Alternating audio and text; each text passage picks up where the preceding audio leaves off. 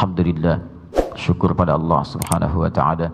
Kembali kita masih mendapatkan kesempatan untuk hidup di dunia ini guna meniti sebagian bekal-bekal kehidupan kita untuk kembali menghadap Allah Subhanahu wa taala.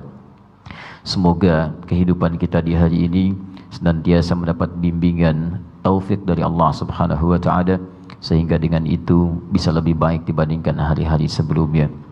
Alhamdulillah, bersyukur pada Allah, di antara sekian orang hidup kita masih diberikan nikmat iman yang melekat pada kehidupan, sehingga menepikan sebagian dari kerugian yang mungkin didapati oleh sebagian manusia.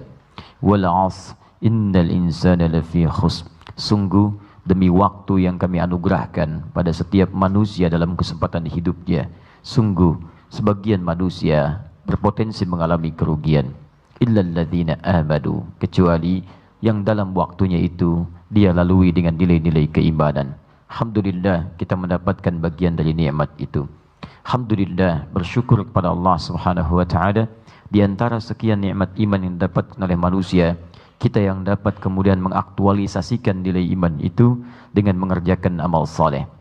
Juga demikian Al-Quran meneruskan, illal ladzina amanu wa 'amilus shalihat. Dan amal saleh pertama yang disebutkan dalam Al-Quran mengiringi kalimat iman itu adalah salat.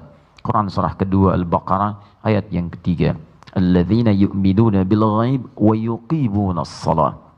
Yaitu orang-orang yang yakin kepada Allah walaupun belum tampak dalam pandangan nyatanya saat di dunia, tapi kemudian dia tetap yakin dan membuktikan keyakinannya dengan menunaikan salat. Di antara salat yang difardukan dalam amal saleh itu dijabarkan oleh Allah waktu-waktunya dan disebutkan kemudian kekhususan bagi sebagian waktu salatnya. Alhamdulillah, di antara sekian orang yang hidup, kitalah yang diberikan kekhususan di waktu itu untuk menunaikan salat subuh dalam waktu fajar secara berjamaah. Quran surah ke-17 Al-Isra ayat ke-78. Aqimis salata liduluki syamsi ila ghasaqid layli wa qur'anal fajr inna qur'anal fajri kana mashhuda. Sungguh di waktu fajar ini bukan sekedar salatnya saja yang penting, tapi alhamdulillah, insyaallah semua bacaan-bacaan, doa-doa kita, istighfar kita itu bukan sekedar kita bacakan, tapi langsung dipersaksikan oleh Allah dan langsung dipersaksikan oleh para malaikat. Kata Nabi, tajtami'u malaikatul laili wan nahari fi salatil fajr. Malaikat siang dan malam berkumpul di salat fajar. Karena itu jika ada orang yang memahami dengan dalam tentang informasi ini, Nabi menyampaikan bima ma'na, tentulah mereka akan mendatangi keadaan fajar dengan cara merangkak sekalipun. Teman-teman sekalian, bersyukurlah pada Allah kita telah mendapatkan nikmat ini, dan kita bermohon pada Allah semoga salat kita diterima oleh Allah Subhanahu wa taala. Alhamdulillah, salat fajar kita tadi persis seperti di zaman Nabi sallallahu alaihi wasallam, ya. Masya Allah, luar biasa. Zaman Nabi nggak ada mic, zaman kita padam sedikit tuh ya. Tapi kemudian menghadirkan nilai-nilai yang baru. Dan itu selalu disikapi dengan nilai-nilai positif dalam kebaikan. Selalu ada pelajaran, dan dengan pelajaran itu meningkatkan kualitas hidup kita. Kalau Allah tidak ingin memberikan sesuatu yang baru untuk meningkatkan, tidak akan diberikan ujian. Karena itu rumusnya dalam Al-Quran, ketika Anda mendapatkan ujian, jangan hadirkan keluhan. Karena tidak ada satupun ayat dan hadis meminta kita mengeluh. Kalau ada, saya akan jadi orang pertama yang mengeluh. Yang ada bahasannya di Quran meminta kita kemudian belajar dari semuanya itu. Silakan Anda cek Quran surah kedua Al-Baqarah ayat 214. Paling kanan di sebelah bawah. Am hasibtum an tadkhulul jannata walamma ya'tikum mathalul ladzina khalaw min qablikum massathumul ba'sa wad-dharra wazulzilu hatta yaqula ar-rasul wal ladzina amanu ma'ahu mata nasrullah ala inna nasrullahi qarib. Ayat ini memberi gambaran orang-orang yang mengharapkan surga akan diberikan ujian hidup, supaya dengan ujian itu dia mendapatkan pahala, sebab pahala itu bersanding dengan ujian. Kalau Anda pengen pahala, berarti Anda ingin diuji. Kalau tidak ada ujian, bagaimana mendapatkan pahalanya? Anda kalau nggak ikut ujian, Anda nggak akan dapat nilai. Di kampus yang tidak ujian, nggak akan punya nilai. Di sekolah yang tidak ujian, nggak akan ada nilai. Anak SD yang tidak ikut ujian, di rapotnya kosong. Jadi kalau Anda ingin punya rapot dengan nilai yang bagus, maka Anda harus melalui ujian. Nah, ketika Anda mendapat ujian, bagaimana menyikapinya? Nah, caranya dibuka di Quran surah ketiga Ali Imran ayat 142. Paling kiri sebelah atas. Dan indahnya kalimat pembuka ujian sama dengan kalimat pembuka solusi. Di Al-Baqarah 214, 214 itu ujiannya.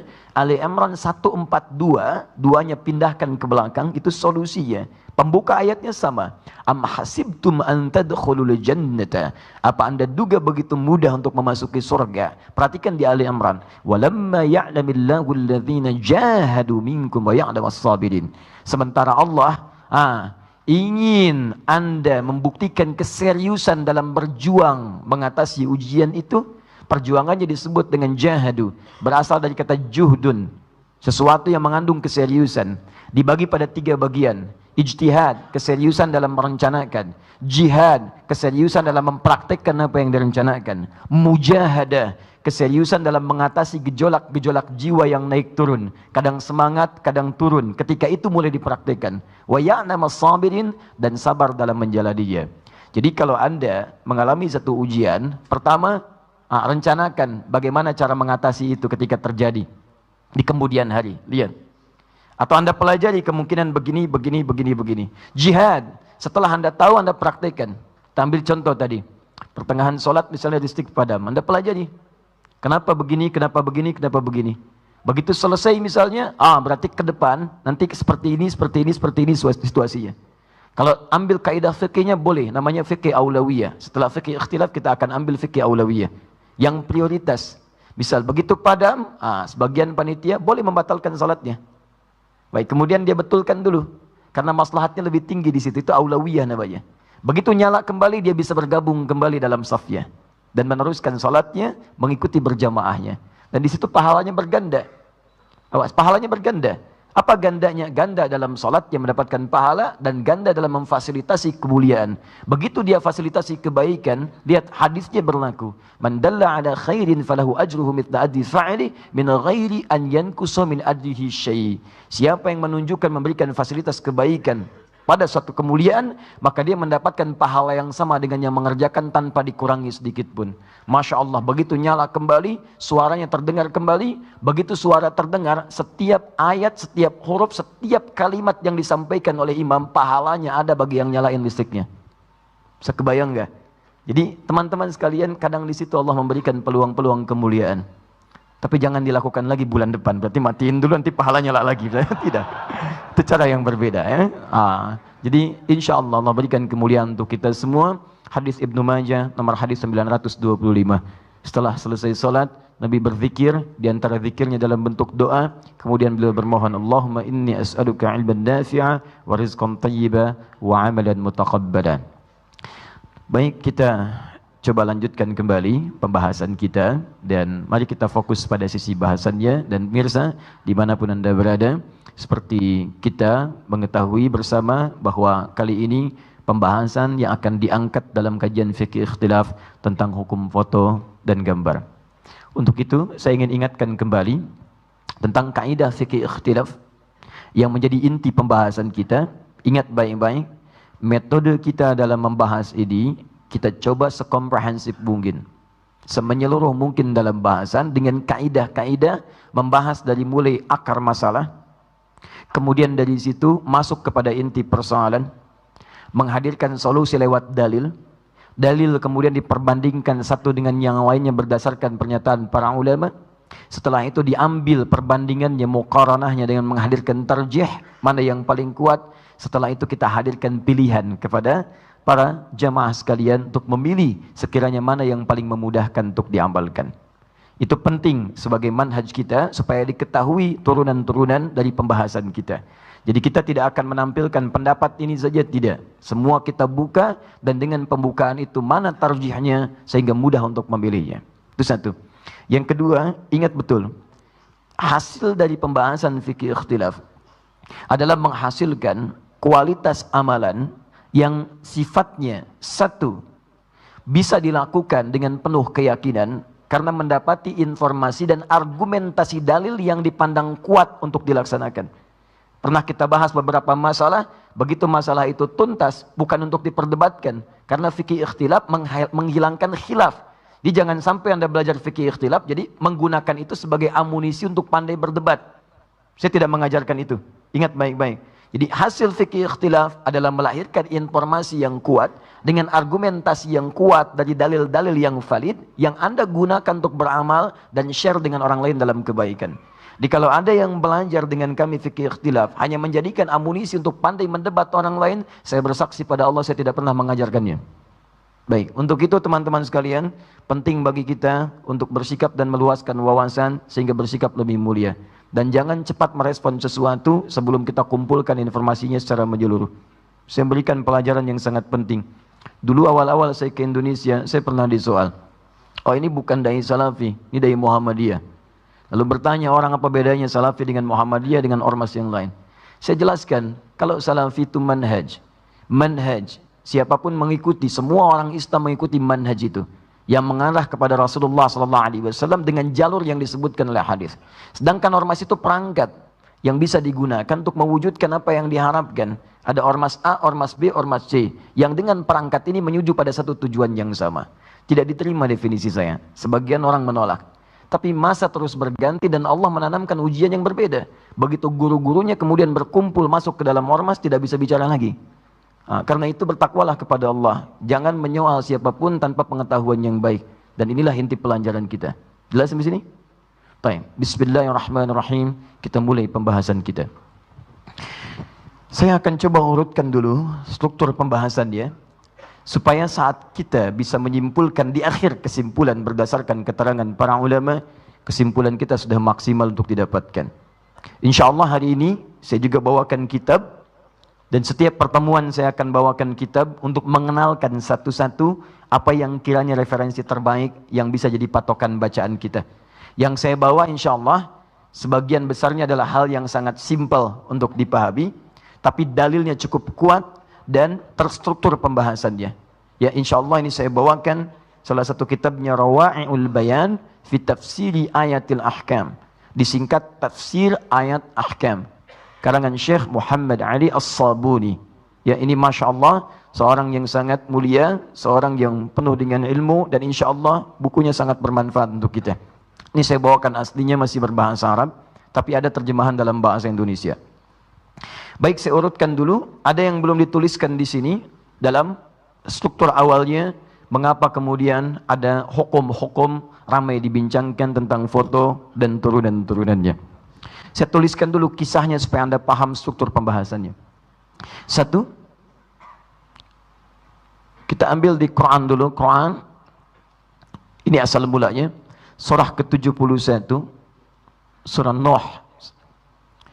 Kemudian kita turunkan misalnya ayat ke-23-nya.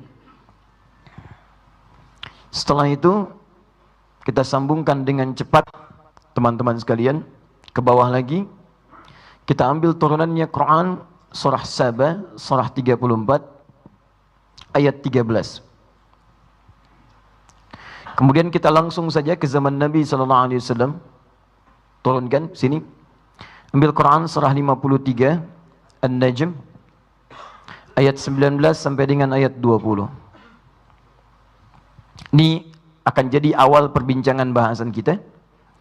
Dari sini kemudian muncullah hal-hal terkait turunan dari sini tentang masalah foto dan turunannya, gambar dan turunan-turunannya.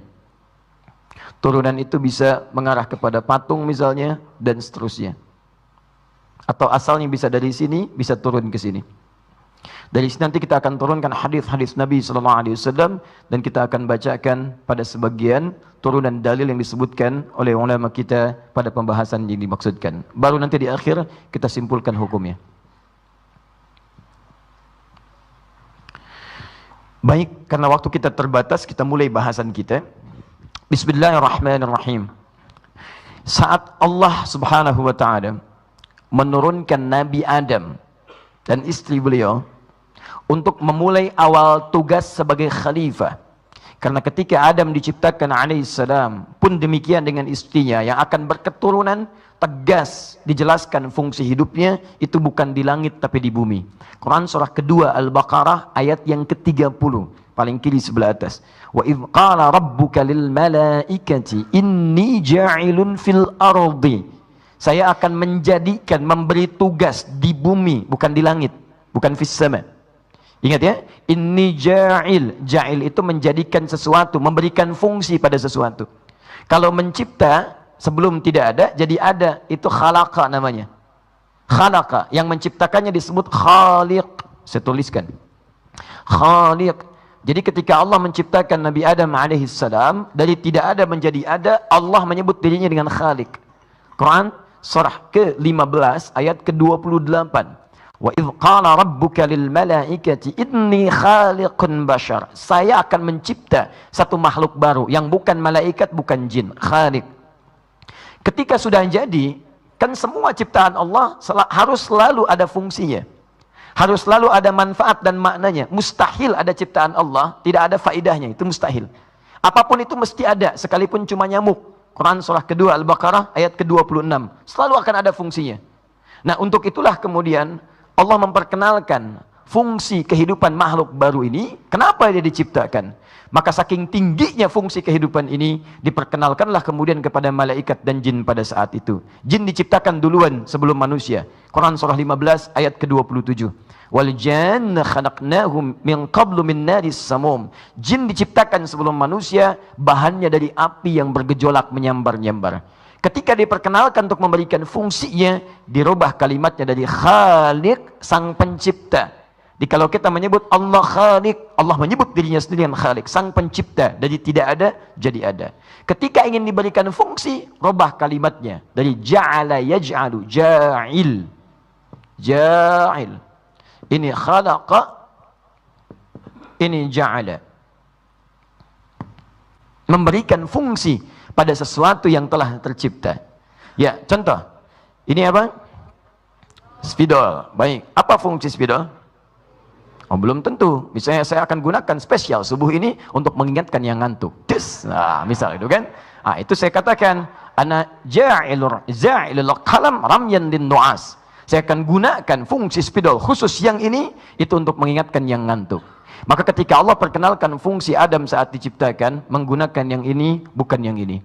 Saya ingin katakan diksi Al-Quran ketika memilih kata itu luar biasa, sesuai dengan konteks, sesuai dengan apa yang akan dibincangkan.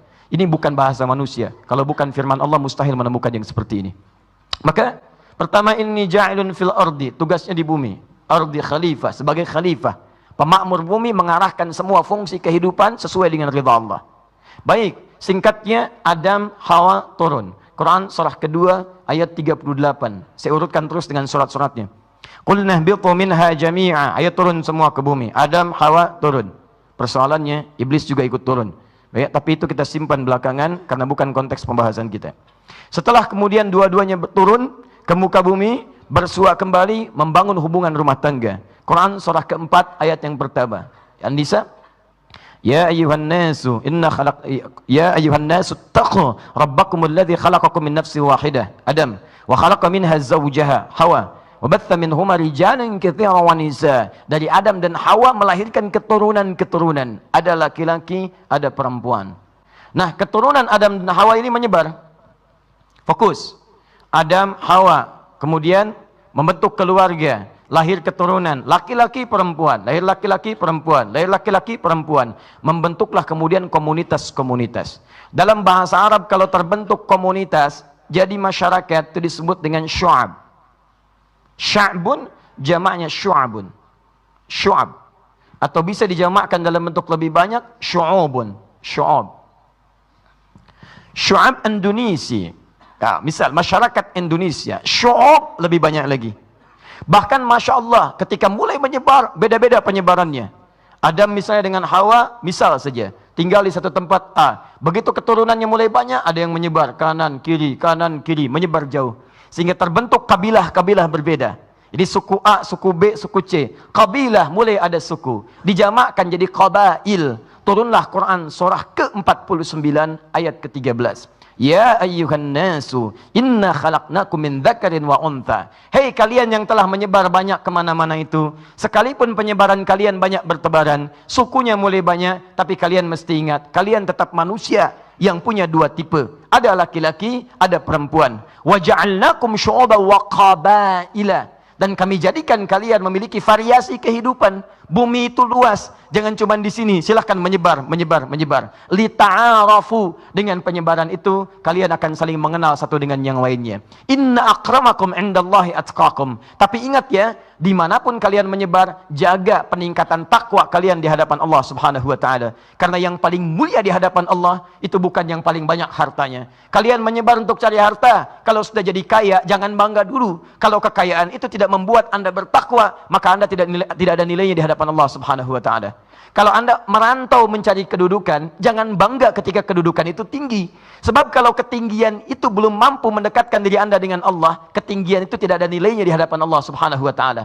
Dan paling aneh, kalau Anda diangkat jabatan tinggi lagi, tinggi lagi, tinggi lagi, sampai Anda semakin tinggi, belum juga kenal Allah, harus dibuat setinggi apa lagi? Apa diharuskan Anda sampai menyundul langit, sampai Anda kenal betul bagaimana mendekat kepada Allah? Nah, ini poinnya. Jadi begitu ini diminta, dijaga, dijaga, dijaga. Terjadi persoalan. Saya agak cepat sedikit supaya mudah dipahami strukturnya. Jadi begitu ini mulai menyebar, Nabi Adam sudah meninggal dunia karena beliau manusia, setiap manusia akan wafat. Datang maut, Quran surah 3 ayat 185. Diambil oleh malakul maut, Quran surah ke-32 ayat 11. Pulang dalam keadaan tenang menghadap pada Allah Subhanahu wa Ta'ala. Tersisa ini. Saat menyebar, iblis mulai memainkan perannya. Dia telah berjanji kepada Allah, dia minta kesempatan agar bisa membuktikan diri bahwa dia lebih hebat dibandingkan dengan Adam. Maka saat Adam Hawa turun ke bumi, dia pun minta ikutan turun. Dan memohon kepada Allah diberi kesempatan menyesatkan anak cucu Adam. Kemudian Allah pun ingin membuktikan bahwa hamba-hamba Allah ini bisa melawan dan memberikan perlawanan positif dengan cara terbaik dari godaan-godaan iblis untuk membuktikan diri sebagai hamba terbaik. Maka turun Quran surah keempat ayat 119. Iblis minta peran untuk menggoda anak cucu Adam dan menyesatkan mereka bahkan dari kanan, kiri, depan, belakang. Seperti disebutkan di Al-A'raf sampai dengan bahkan Al-Hijr sampai ayat ke-40-nya. Intinya, di antara sekian manusia ada yang mulai tergoda dari godaan-godaan yang disampaikan oleh iblis dengan pasukannya setan itu. Singkatnya, mendekat kepada awal masa Nabi Nuh alaihi salam. Fokus baik-baik. Sekitar 6 generasi dari Nabi Adam alaihissalam. Nuh alaihissalam bin Mikhlail bin Matushala bin Kinan bin Anwas bin Thith bin Adam alaihissalam. Satu generasinya itu bisa ribuan tahun. Karena Nabi Nuh sendiri itu berdakwah 950 tahun. Fokus baik-baik. Begitu mendekat ke masa Nabi Nuh alaihissalam, masih ada orang-orang saleh yang kemudian membimbing masyarakat untuk dekat kepada Allah. Persoalannya, ada yang dikenal dengan 5 orang saleh. Disebutkan di Quran surah 71 ayat 23. Satu pertama namanya Wadda. Yang kedua namanya Suwa. Yang ketiga namanya Yaghuth. Yang keempat namanya Ya'uq. Yang kelima namanya Nasra. Ada 5 orang saleh yang memberikan pendalaman pada masyarakat seketika itu dengan akhlak yang mulia, dengan ketaatan kepada Allah. Secara singkat, 5 orang ini kemudian sesuai dengan ajalnya wafat menghadap kepada Allah Subhanahu wa Ta'ala. Beberapa masa sebelum Nabi Nuh diutus menjadi rasul. Nah, tibalah kemudian iblis datang memberikan susupan godaan-godaannya dengan cara yang halus. Karena masyarakat merasa kehilangan pada saat itu, merasa ada sesuatu yang berbeda dalam kehidupan masyarakatnya, maka muncul godaan-godaan. Sudah, tenang saja untuk mengingat mereka. Siapa tahu dengan ingatan itu memberikan ketenangan. Maka dibuatkanlah secara singkat patung-patung 5 orang ini.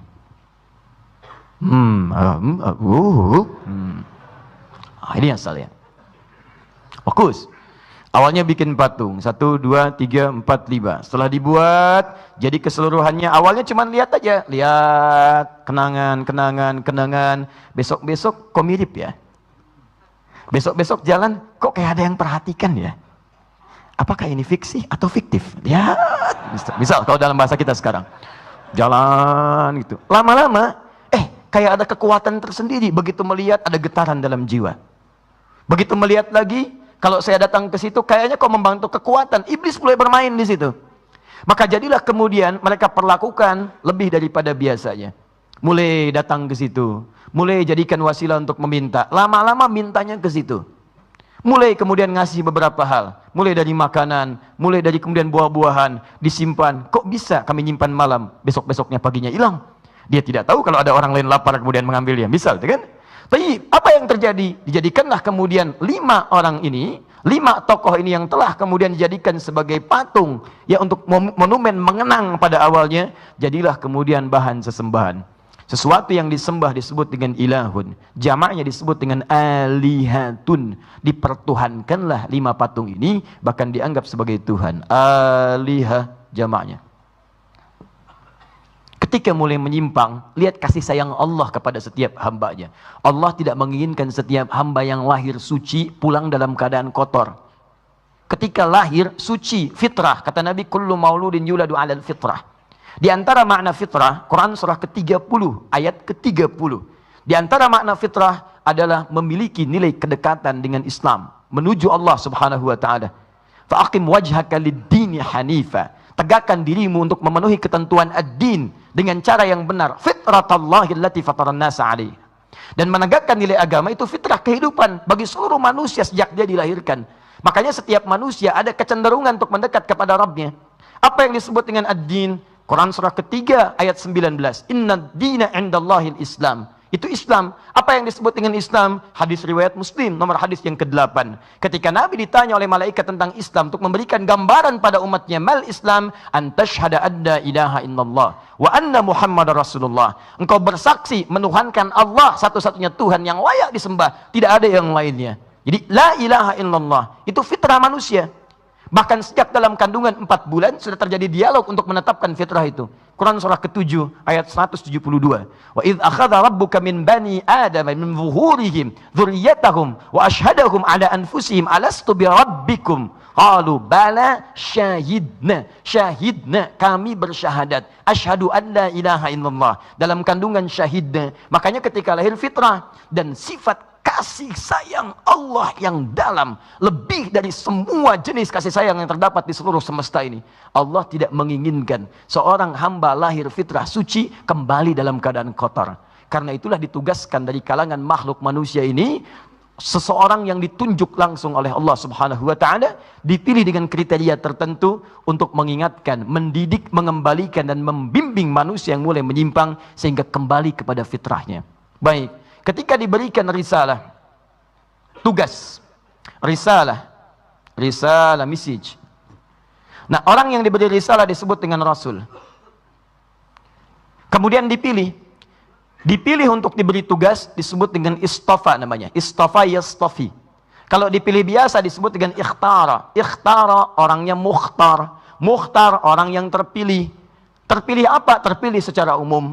Bisa dipilih oleh pasangannya, bisa dipilih dalam keadaan tertentu. Tapi kalau dipilih untuk diberikan tugas tertentu yang mulia, itu disebut dengan istofa yastofi. Orangnya disebut dengan Mustafa. Quran surah ketiga Ali Imran dari ayat ke-33-nya, paling kiri sebelah atas. Innallaha astafa Adam wa Nuha wa ala Ibrahim wa ala Imran 'alal alamin. Kalimatnya menggunakan istafa. Sungguh Allah telah memilih Nabi Adam, dipilih oleh Allah sebagai manusia pertama, diberi tugas turun ke bumi. Wa Nuha, setelah Adam itu Nuh alaihissalam. Ditugaskanlah Nabi Nuh alaihissalam untuk meluruskan kembali hal-hal penyimpangan yang tadi telah dimulai dengan 5 patung yang dipertuhankan ini. Jelas sampai sini? Maka Nuh turun, kemudian mulai berdakwah. Ketika berdakwah itulah kemudian mereka mengatakan, lihat dengan kalimat mereka. Quran surah 71 ayat 23. Ketika Nuh berdakwah, sudah muncul tokoh-tokoh penyembahannya. Dan umumnya tokoh ini, ketika mulai mereka tampil, itu mereka sadar bahwa apa yang mereka kerjakan salah. Cuman kadang-kadang tidak ingin kehilangan ketokohan yang telah melekat pada diri mereka. Atau kadang-kadang tidak ingin kehilangan materi yang telah kadung didapatkan dari proses yang telah mereka dapati itu. Maka mereka katakan, وَلَا تَذَرُنَّ آلِهَتَكُمْ. Gak usah dianggap Nuh. Jangan tinggalkan Tuhan-Tuhan kalian. Mereka datang lebih dulu dibandingkan dengan Nuh. وَلَا تَذَرُنَّ وَدَّ وَلَا سُوَعَ وَلَا يَعُوقَ وَلَا يَغُوثَ وَيَعُوقَ وَنَسْرَ. Tuhan kita ada 5. Jangan dengarkan apa yang Nuh katakan. Kalau yang dia katakan baik, tentu sudah ada kebaikan itu dari orang-orang sebelum kita. Tayyib, maka disebutkan ini panduan kita, 5 ini. Singkatnya Nabi Nuh berdakwah 950 tahun, tidak ada yang kemudian kepada beliau beriman kecuali sedikit, tapi tidak lelah beliau kemudian dalam berdakwah. Singkatnya, tibalah masanya, kemudian Allah menurunkan kepada mereka pelajaran, supaya dengan itu menjadikan kesan bagi generasi setelahnya. Singkatnya, turunlah kemudian banjir bah, menghancurkan semuanya, termasuk keadaan-keadaan ini. Hancur, habis semua, tersisa kemudian generasi Nabi Nuh alaihissalam yang dibawa beliau dengan izin Allah subhanahu wa ta'ala, dengan pasangan masing-masing, laki-laki perempuan, plus juga dengan bahan kehidupan seperti hewan. Hewan bawa berpasangan. Singa jantan, pasangannya singa apa? Singa betina. Kemudian misal sapi jantan, pasangannya sapi apa? Sapi betina. Masya Allah. Manusia yang laki-laki, pasangannya apa? Yang perempuan. Jadi yang dibawa Nabi Nuh itu nggak ada yang laki-laki pasangan laki-laki, perempuan pasangan perempuan. Makanya ketika sekarang ada, itu siapa sebetulnya? Gitu. Baik. Pasti ada yang keliru, gitu. Pasti ada yang keliru, ya. Taib. Singkatnya, agak cepat. Zaman Nabi Nuh kemudian ada kehidupan baru. Setelah itu kapalnya kemudian merapat, tidak usah dicari hakikatnya. Kalau ada yang gaib, Anda kalau mau menelusuri, capek diri Anda. Yang ada dari peristiwa itu diambil hikmah untuk diterapkan kemudian. Maka teman-teman sekalian, muncul generasi baru. Setelah generasi baru, seperti tadi di awal masa generasi Adam. Berkembang lagi, nyebar lagi, macam-macam. Bahkan ada yang ke Nusantara, ada yang sebagainya dan seterusnya. Apa yang terjadi setelah itu? Tibalah sampai ke periode sebelum Nabi Ibrahim alaihissalam diutus. Bahkan sebelum-sebelumnya. Terjadi penyimpangan yang sama dengan sebelum-sebelumnya. Bahkan lebih dahsyat lagi ketika dibuat patung. Patungnya sudah ada dua jenis. Ada patung batu, ada patung menggunakan kayu.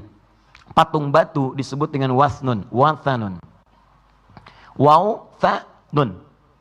Jamaknya awthanun. Awthan. Hamzah, waw, tha, alif, nun. Nanti Anda ketika baca Quran, Anda akan menemukan kalimat ini. Itu namanya patung batu. Baik ya? Jadi kalau ada orang yang sekarang ikut-ikutan bikin patung batu, dia telat, karena dulu sudah ada. Ya. Kemudian yang kedua, sonamun. Sod, nun, mim. Sonamun. Jamaknya disebut dengan asnamun. Asnam. Fokus. Dibuat. Singkatnya, saya langsung masuk ke fase Nabi Ibrahim alaihissalam. Begitu zaman Nabi Ibrahim, disaksikan bahkan orang terdekat beliau itu tokoh pembuatnya. Masyarakatnya kemudian sudah menyembah apa yang dibuat. Nabi Ibrahim bingung. Kok bisa bapak saya yang bikin, mereka yang menuhankan? Kan ini bikinan bapak saya yang bikin. Ya, tak-tik-tuk, jadi simpen, disembah-sembah. Kok bisa?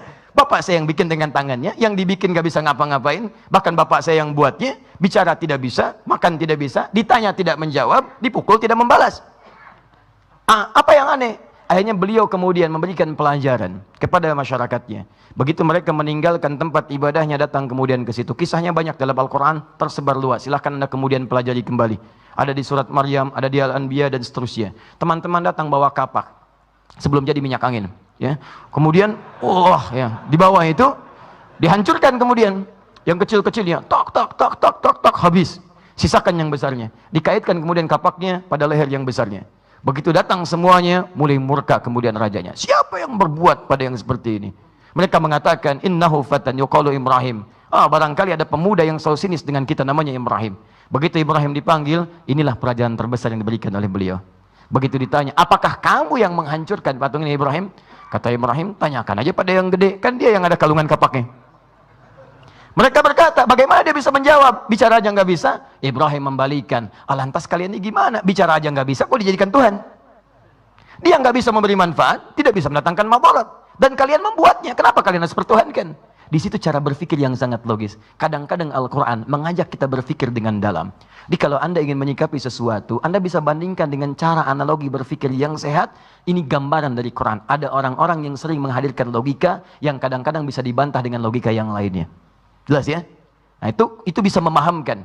Nah akhirnya apa yang terjadi? Marah, kita sudah paham kisahnya. Ini sempat dibakar, tapi kemudian juga ditolong oleh Allah subhanahu wa ta'ala. Kalau Anda konsisten dalam dakwah, sekalipun terbakar keadaan diri Anda, banyak hal persoalan dalam hidup Anda, hilang dibakar musa sekitarannya, tapi itu semua ternyata kalau dibaca dengan iman, adalah kumpulan pahala-pahala yang mempercepat langkah Anda ke surga.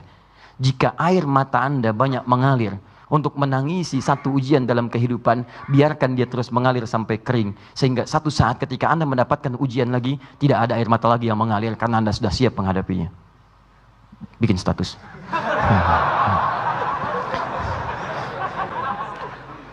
Kalau Anda sudah mendapatkan semua coretan dalam kehidupan, akan tiba masanya untuk menghapus. Itu poinnya. Sekalipun Anda mesti melakukannya sendiri, tidak ada masalah. Baik. Semoga Allah ampuni dosa-dosanya. Baik. Fokus sini. Sudah selesai zaman Nabi Ibrahim alaihissalam, teman-teman sekalian, keturunan ini sudah selesai menyebar. Nah, akhirnya Allah berikan pelajaran besar untuk seluruh makhluk di muka bumi. Ini masih senang bikin patung, saya pilih seorang nabi. Nabinya bukan nabi biasa, bahkan nabi bisa bicara dengan hewan. Masya Allah, jangankan hewan yang paling besar seperti gajah, hewan paling kecil seperti semut bisa mendengar suaranya, bahkan bisa berdialog dengannya. Bisa bicara dengan burung, bisa menaklukkan awan. Jangan kira Sung Gokong datang belakangan, dia yang hebat menaklukkan awan. Ada awan kinton, awan macam-macam, tidak. Jauh sebelum itu, ada sesuatu yang lebih hebat dibandingkan seluruhnya. Kenapa? Baik. Iya, saya hafal itu. Saya nggak pernah nonton, nggak ada kerjaan itu. Cuman saya hafal penulisan, suka baca. Itu karya Yusuke Watanabe. Ya, itu karya dia itu. Yusuke Watanabe, dia yang nulis pada saat itu. Ada tokohnya, tapi bukan pembahasan kita saat ini. Ya, awan kinton datang klik, ya, Kamehameha dan sebagainya itu. Saya hafal. Baik. Maksudnya Piccolo dan seterusnya. Udah selesai. Sudah lihat sini. Nah, dan diberikan pelajaran besar sampai jin ditaklukkan.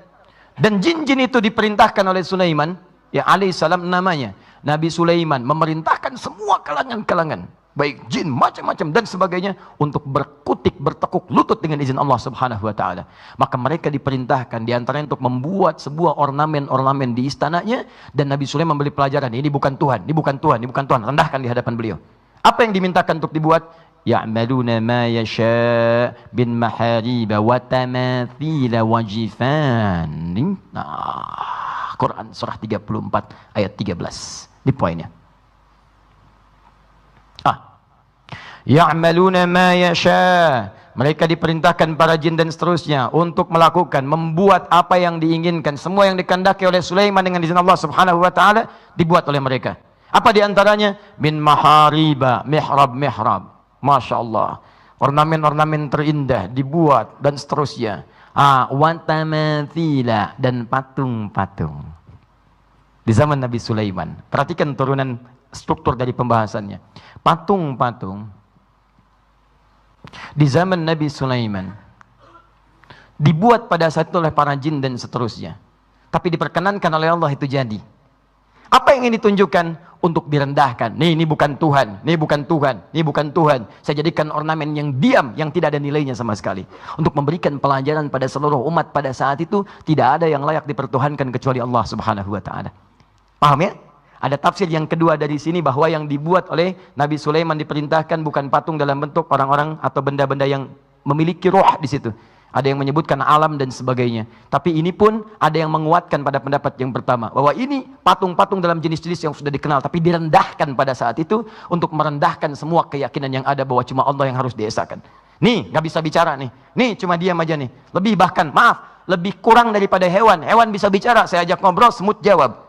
Saya ajak ngobrol singa, singa jawab. Oh, ini maknanya. Masya Allah. Nah, ada yang lewat burung bulbul bisa jawab, hud bisa jawab. Ini patung nggak bisa ngapa-ngapain, ngapain dipertuhankan? Diam, selesai. Jadi semua takluk, tunduk dan sebagainya. Jin diikat, terkengkang, nggak bisa memberikan hal yang macam-macam. Macam-macam. Sulaiman muncul dengan tongkatnya dan seterusnya. Nah, teman-teman sekalian, pada masa ini kemudian aman suasana sampai singkatnya alaihissalam, Sulaiman alaihissalam kemudian dengan izin Allah wafat, karena beliau juga manusia. Dan wafatnya sangat menarik, dalam keadaan duduk. Kemudian seperti Anda ketahui, tongkatnya dimakan rayap sampai dengan kemudian terjatuh. Jin bahkan tidak ada yang tahu. Makanya disebutkan di Quran, jin itu tidak tahu yang gaib. Gak tahu yang gaib. Bahkan jin sendiri ngaku di situ, ngaku. Kalau kami tahu sudah lama meninggal, aduh dari dulu kami tinggalkan Sulaiman. Tapi kami nggak tahu yang gaib. Jin aja sudah ngaku, kami nggak tahu yang gaib. Anda malah nyari-nyari jin. Jin, tolong sampaikan berita. Wow. Jin aja ngaku, saya nggak tahu, kenapa Anda mencari-cari jin? Maka muncul jin, muncul jun dan sebagainya gitu kan. Aneh-aneh Anda ini. Jadi jangan menukar sesuatu yang tidak jelas. Kalau ada orang mengaku salah, jangan dibela kesalahannya. Ini kadang-kadang sekarang terjadi sesuatu yang ironis. Orang sedang ngaku salah, kok saya minta maaf. Saya salah, ternyata adzan lebih merdu dari yang lainnya, misal itu kan. Terus Anda bela lagi, orang yang sedang ngaku salah, Anda bela-belain. Yang ada itu didoakan, dibimbing, diarahkan. Jadi ketika Anda membela seseorang sedang mengaku salah, masalahnya bukan pada orang itu, masalahnya pada Anda. Itu persoalannya. Yang benar diolok-olok, yang salah dibela-bela. Anda sebetulnya siapa? Anda lebih daripada jin. Ah, itu. Baik, hilang kemudian persoalan yang tadi itu. Kemudian ketika Nabi Sulaiman meninggal, jin mulai bikin ulah lagi. Setan itu kan asalnya kemudian dari pasukan jin yang menyimpang, digoda-goda lagi. Singkatnya sampai ke masa Nabi Muhammad SAW. Zaman Nabi, setelah wafatnya Nabi Isa, jaraknya 600 tahun ke Nabi Muhammad SAW, maka kebiasaan ini mulai kembali. Bahkan namanya lebih variatif. Mereka semakin kreatif. Jadi kalau ada orang sekarang kreatif dalam urusan ibadah, itu ketinggalan. Dia telat, dari dulu sudah ada. Ya, dulu sudah ada. Jadi bukan ada kemajuan, ada keterbelakangan yang tak terlukiskan. Bikin status. Ini. Maka apa namanya? Quran surah 53 ayat 19 sampai dengan ayat 20. Sudah? Lata wal Uzza. Yang tadi 5, sekarang lain lagi. Bikin yang lebih keren, beda namanya. Sekarang Lata, Uzza, wa Manat tsalitsatul ukhra. Ada Manat yang ketiga. Lata, Uzza, Manat dan seterusnya. Nama jadi bertambah, bahkan caranya bukan cuma patung. Mereka mulai menggambarkan tuhan-tuhan mereka. Mulai digambarkan, mulai dilukiskan. Sesuatu yang dilukiskan, digambar, disketsakan, jadi sesuatu. Maka teman-teman sekalian, orang Arab menyebutnya sawwara yusawwiru taswiran. Jadilah surah. Suratun pakai sad, bukan pakai sin. Sad bukan pakai sin. Ingat, dulu ada seorang anak baru datang ke pesantren besar, kemudian dia diminta untuk memberikan semacam kultum.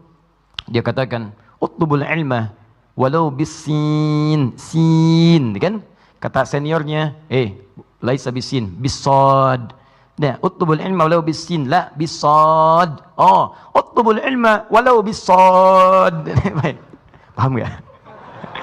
Jadi Cina itu bahasa Arabnya as-sin pakai sod, begini sin. As-sin pakai sod.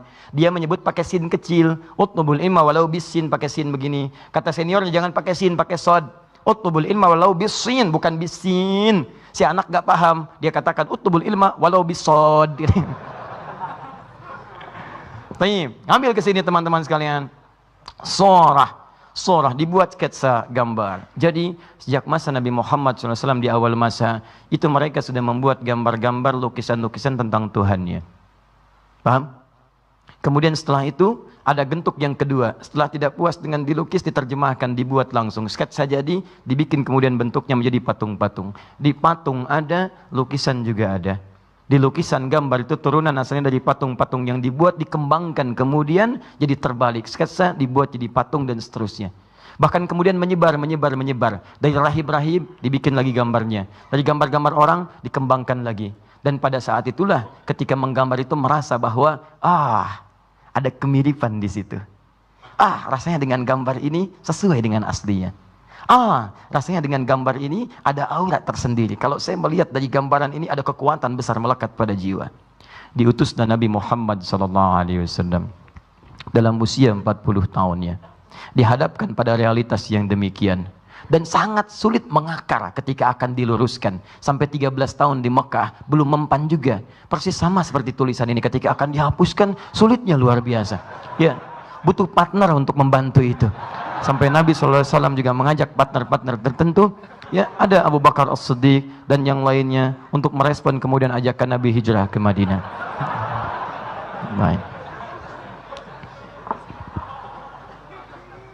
Baik.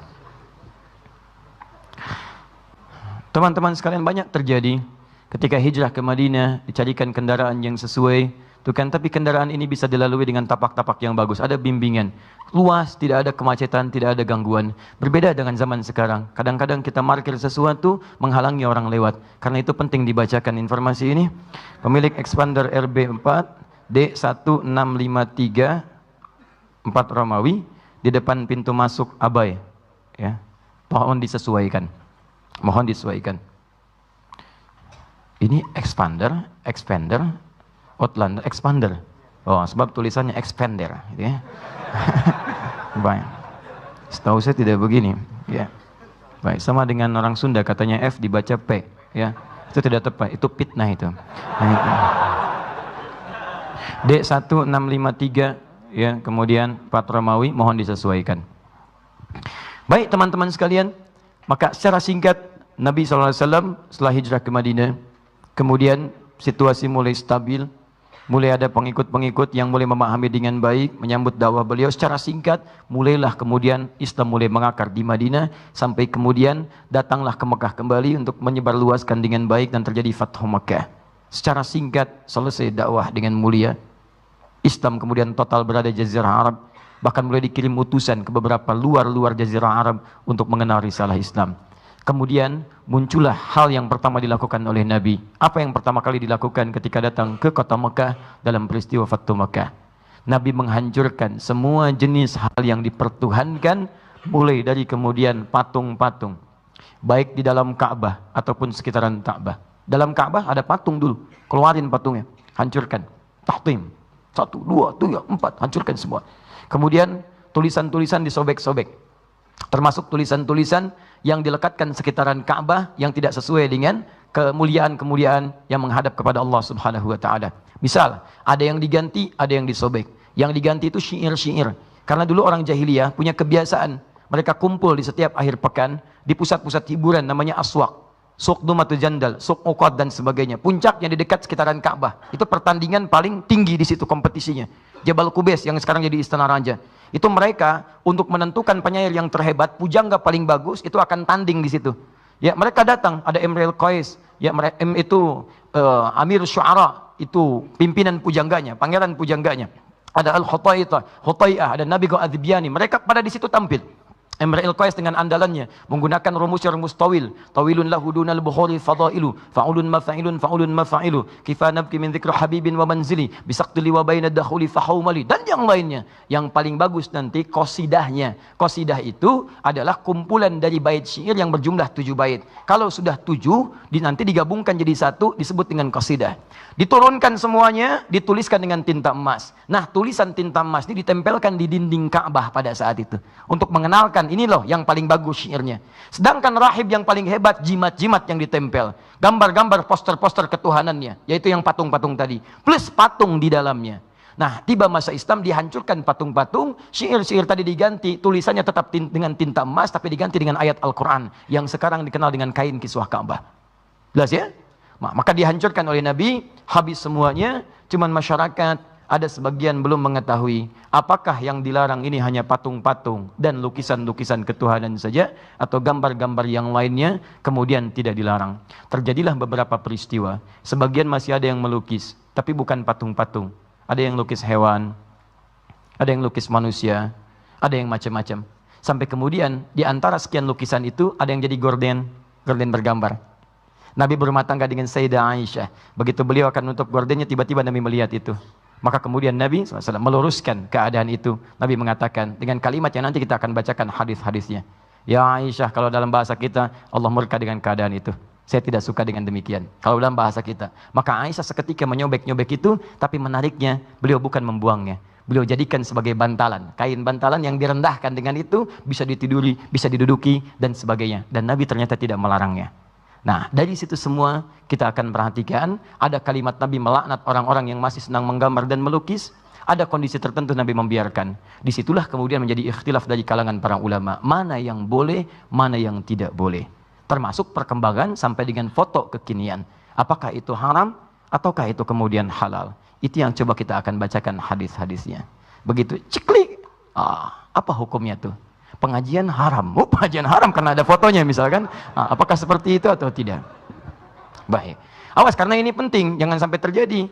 Ibu, siap-siap ya Bu ya. Ibu akan diambil fotonya untuk paspor. Begitu mau dipoto, jangan lakukan. Kenapa? Haram. Itu kita lihat ya. Apakah seperti itu atau bukan? Bismillahirrahmanirrahim. Sekarang kita masuk ke hukumnya. Maaf, paham ini sampai sini? Baik, alhamdulillah. Saya ingin Anda mengerti dulu strukturnya pembahasan dari awal, sehingga mengetahui kemudian jalan pembahasan kita. Jangan ujuk-ujuk langsung kesimpulan. Begitu Anda menerima kesimpulan begitu aja, Anda nggak akan paham dalam prakteknya, dan terjadi inkonsistensi nanti. Sekali ini haram, besok jadi halal. Kan begitu butuh halal, nggak butuh jadi haram lagi. Kan repot gitu kan? Mau pernikahan, kirim fotonya dong. Aduh, itu haram. Tapi kan ini darurat. Baiklah, halal kali ini aja. Nggak bisa. Baik. Bismillahirrahmanirrahim. Mari kita mulai. Saya mulai ke kitab ya, supaya nanti kita bisa menguatkan argumentasi sekaligus menepis dugaan. Oh, itu pendapat pribadi, tidak. Ini adalah keterangan para ulama yang dilangkum dalam kitab. Dan masalah ini sudah selesai. Cuman kita butuh untuk menguatkan kembali. Ma huwa hukmut tamathil was suwar fi syari'atil islamiyah? Apa hakikat hukum daripada patung-patung dan gambar-gambar dalam syariat Islam? Sekarang kita tampilkan dulu teman-teman sekalian dalil-dalil yang melarang itu. Dalam konteks apa kemudian dilarang? Pertama, ada di kalangan para ulama nanti yang berpendapat keharaman mutlak. Saya tuliskan pendapat para ulama, haram mutlak. Ini yang berhati-hati. Haram mutlak. Ini periode dulu ya. Jadi apapun jenisnya, mau gambar apapun, sepanjang dari yang bernyawa, ada rohnya, bernyawa. Ingat, pembahasan kita ini pada gambar yang bernyawa, bukan selain ini. Jadi kalau Anda gambar misalnya pohon-pohon, kan, air, pemandangan, kan, itu nggak ada masalah. Itu sepakat semua ulama, itu nggak ada masalah.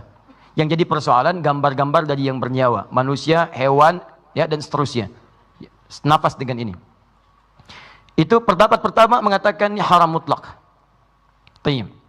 Apa dalilnya? Di kalau melukis ingat saya katakan nih mulai dari pendapat ulama dahulu ya, yang konvensional, yang terdahulu, yang belum ada pada masa itu fotografi. Ingat, yang belum ada pada masa itu handphone, yang belum ada pada itu kebutuhan KTP, paspor dan sebagainya. Jadi mereka memandang ini haram mutlak, nggak boleh orang gambar-gambar sesuatu. Ya, apa kemudian dalil-dalilnya? Pertama, mari kita turunkan an-nassul awal. Dalil yang pertama, ma rawahul Bukhari wa Muslim an Aisyah radhiyallahu taala anha an Rasulillah sallallahu alaihi wasallam annahu qala. Diriwayatkan oleh Al-Bukhari dan Muslim, sahih keduanya. Dari Sayyidah Aisyah, semoga Allah meridai kepada beliau, dari Nabi sallallahu alaihi wasallam bersabda, asyaddun nasi 'adzaban yaumal qiyamati alladhina yudahiuna bi khalqillah. Awas, orang-orang yang paling keras siksaannya, asyadd, paling keras siksaannya. Jadi kalau ada orang yang disiksa di neraka misalnya, mohon maaf, wah ini dipukulnya pakai tempat tisu, yang ini lebih keras lagi, pakai batu sekalian. Degik, ya kan? Ada orang yang cuma dicelupkan ke neraka, cuma itu bukan cuma biasa, ya. Cuma dengan segala sakit di dalamnya. Quran surah keempat ayat 56, begitu dicelupkan hancur semuanya, celupkan. Ini lebih keras lagi, tarik sekencang-kencangnya, celupinnya, gitu kan? Naikin lagi, nah itu paling keras. Siapa dia? Lihat alladzina yudahiuna bi khalqillah, yaitu orang yang mencoba-coba memirip-miripkan penciptaan Allah Subhanahu wa taala. Sehingga dengan itu terkesan seakan ingin menyaingi ciptaan Allah. Yudahin, kalimatnya yudahiu, bukan yushabihu lagi. Jadi bukan tasyabuh lagi, tapi mudahat. Mudahat.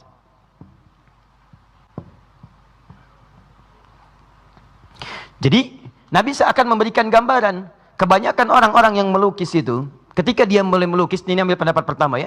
Kata para ulama, hadis ini yang pertama memberikan kesan bahwa kenapa muncul siksaan yang besar di sini? Karena kecenderungan orang ketika membuat sesuatu yang bernyawa, itu ingin membuat semirip mungkin. Lukis, ingin melihat wajahnya. Begitu jadi, oh mirip ya, ada kekaguman di dalamnya. Ini yang paling berbahaya. Ketika muncul kekaguman pada sesuatu yang dibuatkan pada hal yang bernyawa, ini persoalannya bukan sekedar fikih, tapi ada nilai akidah di situ yang terkotori. Akidah mulai bahaya. Seakan-akan ada yang bisa membuat yang mirip seperti ciptaan Allah. Maka nanti kita akan lihat bagaimana hadis selanjutnya pada yang seperti ini. Bikin patung, kan? Ada madam lilin, madam batu, madam macam-macam tuh dibuat. Mirip. Anda sih sebagian orang belum paham, tiba-tiba foto di sampingnya, foto ceklik gitu kan? Tapi persoalannya ketika ada kekaguman, kedahsyatan ke situ, bahkan menghadirkan suasana tertentu, auranya seperti mendapati aslinya. Seperti seakan-akan bersamanya. Bahkan kadang-kadang terjadi penipuan luar biasa. Ceklik, sedang berfoto bersama Obami, misalkan, misal, yang lain udah nggak ada. Bisa supaya kita menyebut kalimat yang berbeda.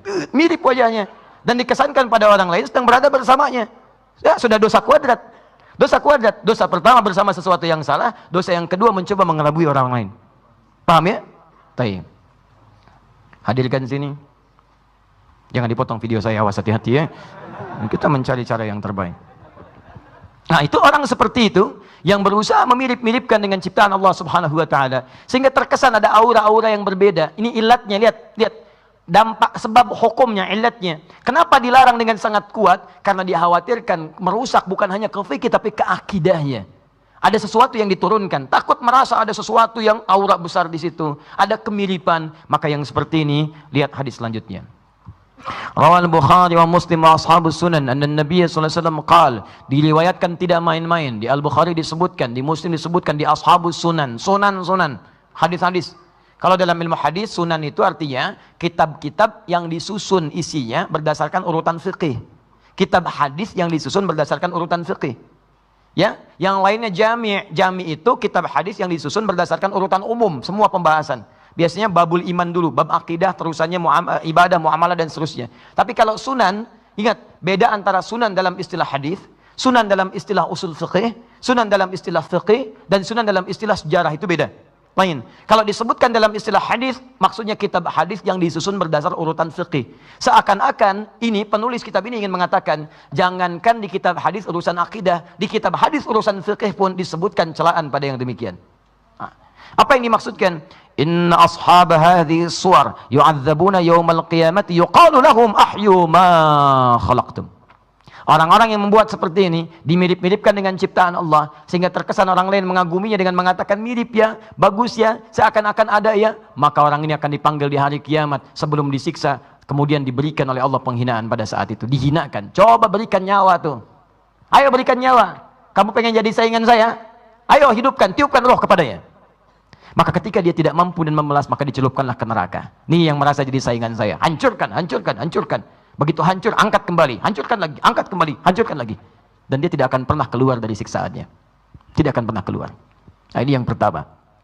Teruskan, an-nasu tsanits, nas yang ketiga, rawal Bukhari wa Muslim wa Ahmad, an Abi Zur'ah, dari Abu Zur'ah qala, dakhaltu ma'a Abi Hurairah dar Marwan ibn al-Hakam, fara'a fiha tasawir wa hiya tubna, faqala sami'tu Rasulullah sallallahu alaihi wasallam yaqul, qala Allah azza wa jalla wa man azlamu mimman dhahaba yakhluqu khalqi. Tiba-tiba saya datang bersama sahabat Abu Hurairah. Kemudian saya mengunjungi rumah Marwan bin Hakam. Ketika mendapati di situ banyak gambar-gambar, bahkan ada yang tersusun dan membentuk satu bentuk-bentuk tertentu. Bubna, ada yang digambar, ada yang jadi patung-patung sebagian. Maka dibacakanlah hadis Nabi, hadisnya hadis qudsi. Wa man azlamu, yang tadi menyebutkan diadab. Yang tadi menyebutkan dihinakan. Yang ini disebut manusia paling zalim. Dan siapa orang yang paling zalim dibandingkan orang yang berusaha membuat ciptaan, ingin menyaingi ciptaanku. Tapi belum selesai. Falyakhluqu dzarratan falyakhluqu habbatan atau falyakhluqu sya'iratan. Kalau mau dibikin, bikinlah yang tidak bernyawa. Silahkan bikin misalnya gambar-gambar patung-patung, bisa kemudian dari biji-biji jagung, bisa kemudian dari biji-biji tumbuhan yang lain ataupun gandum dan sebagainya. Jadi gambaran hadis-hadis ini banyak hadisnya. Saya berikan contoh sebagai dalil dari kelompok yang pertama, teman-teman sekalian, bahwa untuk kehati-hatian pada gambaran-gambaran yang bernyawa, kelompok ulama pertama memilih untuk hati-hati dan mengharamkan secara mutlak. Mereka khawatir kalau bikin seperti ini, memang awalnya bikin biasa, tapi dikhawatirkan ketika jadi atau ketika membuat itu ada perasaan mirip juga ya dengan aslinya. Begitu ada perasaan itu, maka disitulah mulai terganggu keyakinan kita kepada Allah. Begitu orang lain mengagumi dengan berlebihan, di situ mulai ada gangguan dalam akidah. Maka ulama pertama berpendapat ini haram mutlak pada yang bernyawa. Ingat satu, tapi mereka kecualikan ini dari kasus yang terjadi di zaman Nabi sallallahu alaihi wasallam. Kecuali dua hal. Kecuali satu, hal yang melekat pada perangkat mainan anak-anak. Jadi kalau anak mainan anak-anak tidak ada masalah. Sebab nilainya bukan pengaguman, nilainya buat main-mainan. Sayyidah Aisyah punya mainan, teman-temannya punya main-mainan, dan tidak pernah dinafikan oleh Nabi sallallahu alaihi wasallam. Illa lu'batul banat, kecuali mainan anak-anak. Jadi kalau ibu ingin memberikan anak-anak misalnya mainan-mainan Hello Kitty, ya itu nggak ada masalah. Ya, nggak ada masalah. Bawa Hello Kitty, kita ke rumah. Nah, ada Hello Kitty, Hello Kitty. Nah, kan? Nah, Anda yang mau mengaji tiba-tiba datang, haram ya? Oh, tidak. nas yang kedua mengatakan illa lu'batul banat, kecuali mainan bagi anak-anak. Boleh, tidak ada masalah. Ini ada Doraemon, bawa kan? Ini mainan panda, bawa, itu nggak ada masalah. Mainan anak-anak. Baik ya, kecuali misalnya orang tua yang kekanak-kanakan, ya. Sudah 70 tahun masih pakai boneka, tak ninung, tak ninung, itu salah. Nah, misalnya. Jelas ya, ini lu'batul banat, itu mainan anak-anak. Mainan anak, sama perangkat mengajari anak. Anak menggambar misalnya, macam itu tidak ada masalah. Gambar bikin ini, bikin itu, ada kelas menggambar di sekolah, tidak ada masalah. Karena memang untuk anak-anak, mendekatkan pada dunia dia, ada tasawur, ya, deskripsi bagi dia untuk memahami lewat permainan. Karena anak-anak belum ngerti, ya dia belum balik. Bagaimana mau menyekutukan Allah, balik aja belum? Belum balik, dia belum ngerti. Salat aja belum wajib, puasa aja tidak. Jadi kalau ada anak-anak belum balik, ibu jangan memaksanya, tapi mengajarkannya dalam kemuliaan. Paham ya? Ini mau puasa sebentar lagi, ada anak belum balik, latihan dia pelan-pelan. Kalau zuhur buka, apresiasi. Aduh, adek pintar. Ayah dulu nggak seperti adek. Adek zuhur, ayah dulu jam 10 bukanya. Bu, misal gitu kan, angkat dia, ayo lawan lagi ya kakak, tuan, sampai dengan asar. Besoknya asar, dia buka, adek pintar, Masya Allah. Tuh mamah dulu. Zuhur lewat dikit, udah buka. Ada sampai asar. Besoknya, maghrib jam 6, dia setengah 6 udah minta buka. Setengah 6, nggak apa-apa biar buka. Nggak apa-apa.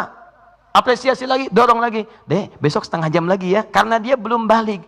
Belum waktunya sampai pada keadaan dia. Metabolisme tubuhnya masih menyesuaikan. Jangan dipaksa. Dek, berjuang, dek, berjuang. Setengah jam lagi, setengah jam lagi. Anda orang tua yang keterlaluan. Orang udah lapar, didorong-dorong. Ya. Ayo dek, berjuang, berjuang. Luar biasa. Ini satu ini. Yang kedua, pada gambaran-gambaran yang sifatnya direndahkan. Ya, muhannidah. Direndahkan itu tidak dianggap sebagai sesuatu yang mengagumkan. Di karpet, di bantalan, tempat tiduran, macam-macam, yang diinjak, yang macam-macam, itu nggak ada masalah. Jadi kalau gambar-gambar kemudian, taruhlah kemudian misalnya ada Hello Kitty jadi karpet, ya, ada kucing gambar ini jadi karpet, jadi diinjak-injak dan sebagainya, itu sepakat ulama itu rakman bit-taub. Rakman bit-taub itu artinya gambar-gambar yang ditenun pada kain-kain untuk direndahkan, jadi kain lap, kain ini macam-macam, sehingga tidak ada kesan persaingan dengan ciptaan Allah Subhanahu wa taala. Di sini ulama-ulama dulu sepakat dengan keadaan demikian. Ini tidak ada persoalan. Dari sini kemudian berkembanglah, masa berkembang, keadaan mulai berkembang. Teman-teman sekalian, dulu ini cuma mainan. Sekarang ada perangkat-perangkat yang digunakan untuk proses pendidikan. Bisa, mohon maaf, patung hukumnya haram, kecuali boneka barangkali untuk anak-anak kekinian sekarang. Tapi Ustaz, saya kan sedang belajar saya kedokteran, harus belajar tentang rangka, anatomi tubuh dan sebagainya. Kadang-kadang dibuat demikian, apa hukumnya? Pada yang demikian diambil illat maslahatnya, dikembalikan ke sini. Apa fokusnya? Sepanjang yang dimaksudkan bukan bagian dari untuk menyaingi ciptaan Allah, tapi digunakan pada hal-hal esensi yang lain yang sifatnya ada maslahat atau merendahkan sesuatu sehingga berbeda dengan ciptaan Allah, maka ini dibenarkan.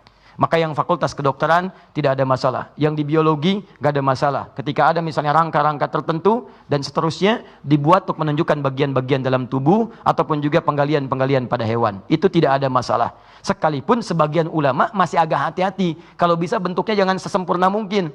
Misal bentuk wajah, hilangkan sebagiannya, tutup misalnya kan, baik, sehingga tidak menyerupai betul. Ada sebagian yang masih berhati-hati, tapi dalam konteks kekinian kan nggak bisa. Kita akan pelajari bentuk hidung, begitu ditunjuk hidungnya nggak ada, ini kan repot. Adik-adik, sekarang kita akan mulai ya belajar tentang mengenal hewan-hewan buas. Mari kita lihat, ibu ceritakan singa, seperti apa gambarnya bu? Haram, nggak bisa, karena kita ingin menjelaskan bagaimana kemudian bentuknya. Repot gitu kan kalau nggak ada. Unta, gimana itu unta bu? Kalau mau tahu ke padang pasir aja ke sana. Oh, bisa. Kasihkan gambarnya nih begini, begini, begini, begini. Itu nggak ada masalah. Guru gambar sketsa gini, misalnya kan, inilah singa, kan? Paham ya? Baik. Yang kedua, turunan lagi misalnya. Baik, maaf, di kepolisian atau di militer dan sebagainya, dibutuhkan misalnya ahli sketsa untuk memastikan keadaan hukum. Begitu ada terjadi pencurian, dulu belum sistem CCTV, bahkan sekarang masih berkembang keahlian ini. Maka datang, bagaimana saudara menurut Anda? Ciri-cirinya seperti apa? Begitu digambarkan ciri-ciri, dilukiskan begini. Apakah seperti ini? Bukan. Apakah seperti ini? Bukan. Apakah seperti ini? Mirip dikit. Apakah seperti ini? Mirip dikit. Ini mirip sekali. Terus, oh ya, yang seperti itu. Mirip yang dimaksudkan bukan mirip ciptaan Allah, tapi untuk mirip menemukan pelaku dari unsur kejahatan. Yang ini boleh. Ayo saudara, siap? Saya lukiskan ya. Apakah seperti ini? Tidak. Apakah seperti ini? Tidak. Udah mirip seperti ini? Bukan. Kenapa bukan sama sekali? Haram, Pak. Wah, Masya Allah. Ini repot yang seperti ini. Jelas ya? Dia nggak ada kepastian hukum. Bagaimana Anda bisa membantu proses kepastian hukum? Polisi kesusahan, sidang nggak terjadi-jadi dan sebagainya. Begitu di persidangan ditampakkan, oh, apakah yang saudara maksud orang ini? Betul Pak, dia. Seperti gambar ini? Bukan Pak. Kenapa menolak? Yang itu haram Pak, yang ini yang halal. Ada pencuri yang halal, ada gambar yang haram. Kan? Itu yang repot. Nah, sampai sini dipahami? Baik, jadi bagian pertama, kalau yang dimaksudkan lukisan-lukisan, melukis makhluk bernyawa. Ini kita nggak bicara tentang pemandangan, tentang pohon dan sebagainya. Maka ulama yang pertama, mereka berhati-hati mengatakan ini mutlak haram karena dikhawatirkan ada sesuatu gambaran terjadi dalam jiwa yang bisa merusak akidah. Kecuali dengan 3 turunan tadi. Ada maslahat hukum. Yang kedua, jadi sebagai mainan-mainan yang biasa. Ataupun yang ketiga, sesuatu yang melekat untuk sifat yang hal-hal yang rendah. Serbet misalnya, kemudian juga bantal yang ditiduri, kasur dan sebagainya. Sepanjang itu tidak menghadirkan hal-hal dengan sifat haram turunan. Sifat haram turunan itu misalnya, maaf, gambar-gambar yang tidak elok. Kalau itu halal dong, gambar misalnya di bantal, karena tidak dimirip-miripkan. Tapi bantalnya gambar Madonna misalnya, nah itu nggak tepat juga. Nggak boleh. Hal-hal yang sifatnya melahirkan turunan hukum baru, itu yang dihilangkan. Saya ingin mimpi bisa main bola seperti Lionel Messi misalnya kan, bikin bantal Lionel Messi, seakan-akan tidur bersama Messi, itu nggak boleh, haram hukumnya. Saya nggak mau pakai Messi main aja kalah 3-0, saya Ronaldo aja misalnya kan, yang golin saat di puncak, misal gitu kan, itu nggak boleh, karena ada suasana yang hadir kemudian yang tidak dibenarkan. Jelas? Tayyib. Masuk selanjutnya, kenapa sampai ke Ronaldo? Tayyib, bismillahirrahmanirrahim. Teruskan ya, ini kan baru masa konvensional, belum kekinian. Kita belum masuk foto, judulnya kan foto dan gambar. Kalau gambar sifatnya lukisan, kalau sekarang ke foto. Tayyib. Yang haram sudah, sekarang kita teruskan.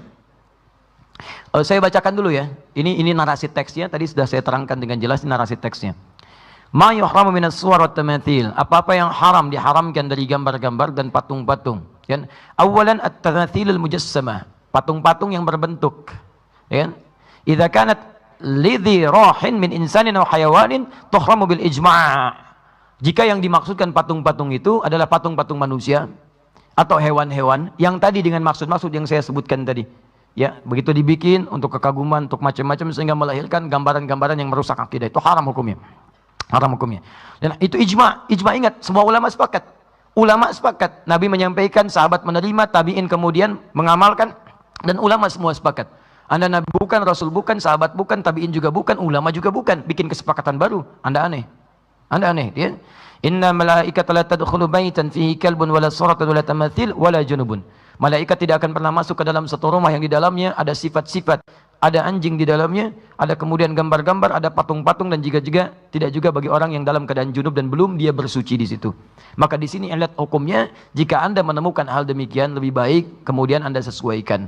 Ya, jadikan seperti Nabi tadi. Nabi masuk ke ruangan, ada Sayyidah Aisyah, tiba-tiba yang digambar di gorden diturunkan, jadi keset, jadi bantalan, jadi apa dan sebagainya. Itu lebih selamat dibandingkan Anda pajang dan sebagainya. Menghadirkan satu saat Anda lewat, ada patung kuda misalnya kan, begitu lihat, ini kuda kasihan, siang malam begitu aja, capek kayaknya, berdiri aja begini, kan?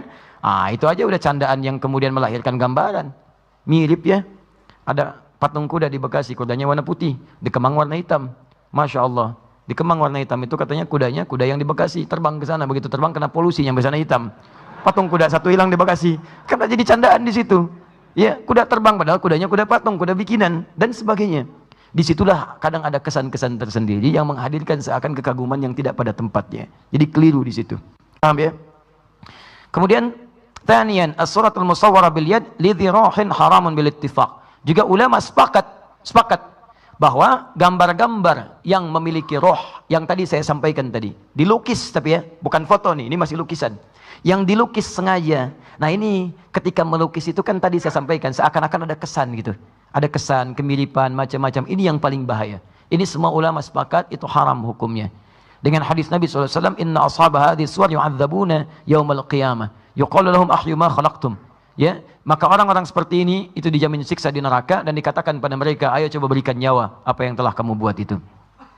Nah, kemudian teman-teman sekalian, nah ini as-suratu idza kanat barizatan tush'aru bit-ta'zim. Awas, hati-hati. Memang dia ada sifat-sifat misalnya tidak seperti tadi. Nggak ada menghadirkan, mohon maaf ya, ini kita mulai lompat nih kepada yang kontemporer. Dia bukan dilukis, dia bukan dibuat oleh tangan, tapi misalnya gambar-gambar utuh seperti foto dan sebagainya. Tapi tush'aru bit-ta'zim itu dimunculkan untuk mengesankan pengagungan sampai ke pengkultusan. Itu pun nggak boleh. Saya memang nggak melukis, ini foto. Fotonya kemudian ditempel. Dari tempelan itu misalnya saya pasang foto misalnya, maaf ya, si fulan, si fulana atau macam-macam, atau bahkan misalnya tokoh-tokoh dari nasional, tokoh-tokoh pemain bola, tokoh ini macam-macam saya tempelkan, dan di situ ada kesan pengkultusan. Begitu dipajangkan ada kultus. Ah, mau tidur melihat gambar ini seakan-akan adem rasanya. Ada pancaran dari pandangan matanya, pancaran dari pandang matanya. Padahal gambar, cicak masuk ke situ, tertutup matanya. Nah, itu kan bahaya juga di situ. Nah, jadi teman-teman sekalian, dalam kondisi ini, gambar-gambar pun yang sifatnya ada pengkultusan dan sebagainya, itu para ulama mengatakan haramun. Haramun. Ya. Hadisnya wa mu'allaqah. Nah, ini yang tadi saya sampaikan, ditempel-tempel bihaitsu yara ad-dakhil haramun aidan bila khilaf li hadits Aisyah radhiyallahu taala anha qalat kana lahu satrun fihi timthalun ta'ir wa kana ad-dakhil idza dakhala istaqbalahu faqala Rasulullah sallallahu alaihi wasallam hawwili anni hadha fa inni kullama ra'aitu dzakartu ad-dunya. Ya, begitu melihat Sayyidah Aisyah punya gambaran dari burung, begitu melihat Nabi masuk, aduh tolonglah palingkan aku dari ini. Setiap saya melihat ini kayaknya saya lebih lekat dengan dunia. Takut kehilangan misi saya sebagai Nabi sallallahu alaihi wasallam. Jadi begitu orang lihat ada kekaguman, ada macam-macam dan sebagainya. Bahkan gambar-gambar tertentu ada unsur pengkultusan yang ini dihindari. Dihindari. Paham ya? Baik. Kemudian teman-teman, apa yang boleh? Ya, apa yang boleh? Yang boleh dari gambar dan patung. Nah, ini ulama sepakat. Jadi tidak semuanya haram, ada yang boleh juga. Jangan sampai Anda ambil kesimpulan semua gambar haram, haram semua. Tidak. Rumahnya putih, nggak ada apa-apanya gitu kan? Baik, kalau Anda ingin tempelkan, silakan tempelkan yang mana? Yang halal. Gantungkan yang halal, simpan yang halal. Yang haram Anda tinggalkan. Tayyib. Apa di antaranya? Kullu suratin aw timthalin lima laysa bidhirahin kataswiril jamadat wal anhar wal ashjar wa ma ila dzalik. Jadi silahkan Anda boleh tempelkan misalnya gambar-gambar. Pertama disepakati oleh ulama. Jenis yang pertama, gambar-gambar yang tidak mengandung roh secara langsung. Pohon, lukisan misalnya bunga, itu kan? Masya Allah, bunga tulip, lihat, ya begitu dipasang di situ kelap-kelip, ya tulip. Kemudian misalnya ada bunga mawar, ya bunga melati, semuanya indah. Pasang macam-macam. Itu nggak ada masalah di situ. Tapi ingat, hukum yang sebelumnya berlaku. Jika gambar itu pun menghadirkan pengkultusan. Duhai bunga tulip yang tulap-tulip di malam hari dan kelihatan cahayanya, aku hadirkan di rumah ini, duhai. Berikan aku kekuatan. Masya Allah. Dengan kekuatan bunga tulip, aku akan menghukummu. Misalkan istimarah pada suami.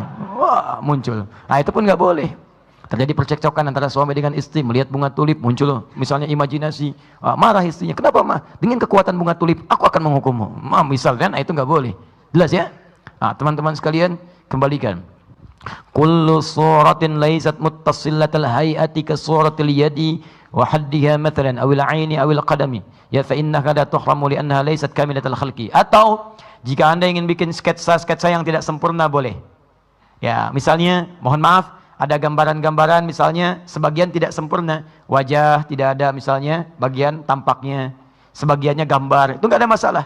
Enggak ada masalah, seperti buku-buku tampilan atau brosur-brosur tampilan. Ya, yang sifatnya gambar bukan foto ya, sifatnya gambar. Nah, itu Anda misalnya hilangkan sebagian, itu sifatnya disepakati tidak ada masalah.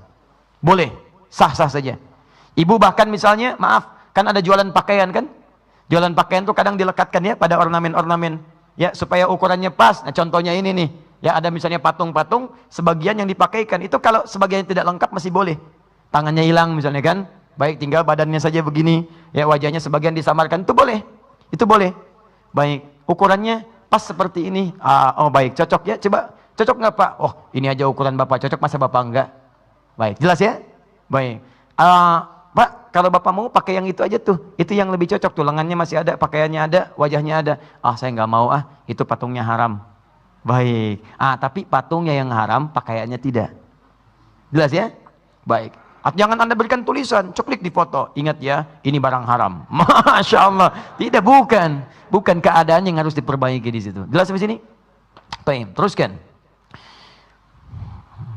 Nah, kemudian qala al-ulama wa yustafna min at-tahrim la'abul banat lima thabata an Aisyah radhiyallahu ta'ala anha anna Nabiy sallallahu alaihi wasallam tazawwaja wa hiya bintu 7 sinin wa zuffat ilayhi wa hiya bintu 9 wa la'abuha ma'aha wa mata anha wa hiya bintu 18 sanah. Teman-teman sekalian, maaf. Dan yang ketiga disepakati yang tadi saya sampaikan, mainan-mainan bagi anak-anak itu tidak ada masalah. Jadi kalau Anda ingin sekolahkan anak atau anak di pelajaran sekolahnya ada kelas menggambar, kelas melukis, tuh anak-anak itu tidak ada masalah.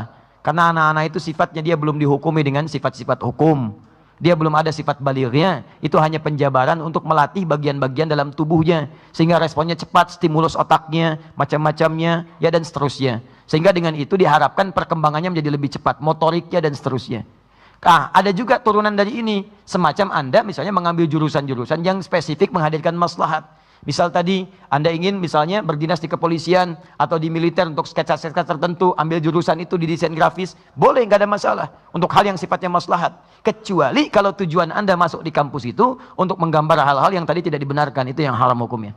Di keahlian Anda boleh dipakai dengan hal-hal yang dibenarkan secara agama. Tidak dilarang Anda masuk desain grafis, silakan aja, dan pakai itu untuk hal-hal yang membantu agama, boleh. Silakan bikin desain, arsitektur, hal-hal yang dibenarkan, sketsa-sketsa yang bagus, hal-hal yang memberikan gambaran maslahat, itu gak ada masalah, silahkan. Sah hukumnya. Ya, jelas sampai sini? Terakhir, fotografi. Hukmut taswir al-fotografi. Baik, jadi fotografi itu kata-kata baru. Makanya padanannya dalam bahasa Arab tidak ditemukan. Ya, maka fotografi bahasa Arabnya fotografi. Ya, jadi kalau Anda ingin menerjemahkan sesuatu yang tidak di Arab, jangan di asal-asal, sebutkan sesuai dengan asalnya. Ya, jadi jangan direka-reka. Misal, tadi ngaji di mana? Tanya orang Arab. Min aina ant darast? Anda katakan di Kota Baru Parahyangan, katakan darastu fi Jami' Ar-Rahman Kota Baru Parahyangan. Spellingnya sama, Kota Baru Parahyangan. Jangan diarab-arabkan. Min aina anta? Kutubulu Parahyangan. Begitu dia datang, dia nanya pada orang lain, salah jawaban. Datang dia besok-besok nanya, aina kutubulu Parahyangan. Gak akan ketemu alamatnya. Sama Garut, sebutkan Garut, pakai ghain, jangan pakai qaf. Ya, min aina anta? Min Garut. Garut. Begitu teman Anda dari Arab main ke sini nanya di bandara, uridu Garut, saya pengen ke Garut. Langsung ditunjukkan. Jangan terlalu inovatif. Korut. Begitu tanya, aina Korut, dibalikin lagi ke pesawat, dibawa ke Korea. Itu yang repot. Nah, ini sama hukmut taswir al-fotografi. Fotografi itu diserap, namanya mu'arab, dari yang asing kepada Arab. Paham ya? Sama Bogor. Min aina anta? Bogor. Wah, kadang-kadang diganti pakai jim, ini repot. Sudah. Karena ada di Arab, orang Mesir, Anda bahaya, orang Mesir, jim itu dibaca ghain. Jannah, gannah, jannah, jannah, gannah, janahun, ganahun. Qaf, kadang-kadang pakai hamzah, suq jadi su'. Nah, itu orang-orang di Mesir itu. Makanya mesti hati-hati. Bogor, pakai ghain, jadikan jim oleh Anda. Itu yang repot. Sudah, fotografi. Lama-lama jadi fiksi nanti. Yara ba'dul mutaakhirin min al-fuqaha anna at-taswir asy-syamsiyya al-fotografi la yadkhulu fi dairati at-tahrim. Ulama-ulama kontemporer berpendapat bahwa ada masalah kontemporer yang tidak ditemukan di masa lalu dan tidak sama hukumnya karena berbeda sifatnya. Masalah itu disebut dengan fotografi. Beda kalau yang lain tadi surah, taswir, sifatnya digambar, gambar. Dari prosesnya udah beda prosesnya. Sebab begini, ketika Anda melukis, kan ada proses diri Anda yang menggambar di situ. Kayaknya nggak mirip nih, kayaknya nggak mirip. Tuh dari perkataan aja sudah muncul kalimat di situ. Ganti lagi jadi lebih mirip, ganti lagi jadi lebih sesuai. Seperti ini ya, bagus sekali ya. Seperti aslinya. Itu yang bahaya. Tapi kalau fotografi emang sudah asli. Saya ngambil foto Anda, nggak mungkin muncul kambing. Pasti Anda di situ. Pasti Anda. Silakan cek. begitu dipoto, seklik, yang muncul si Amang misalnya, nggak mungkin, mustahil. Saya foto Anda, yang muncul Anda. Saya foto singa, yang muncul singa. Itu yang disebut dengan fotografi. Paham ya? Optiknya jalan di situ.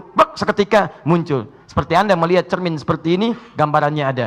Cuman bedanya fotografi tidak bergerak-gerak, Anda di cermin bergerak-gerak. Maka dari sini ulama mutakhir dan kontemporer mengatakan beda cara, beda hukum, beda proses, lain hukum. Karena itu dari segi prosesnya kata ulama mutakhirin laisa min dairatit tahrim. Foto-foto kontemporer dari fotografi yang jadi sesuai aslinya, mirip seketika, tidak ada proses yang sama seperti sebelumnya, itu tidak masuk dalam lingkaran yang haram. Artinya boleh.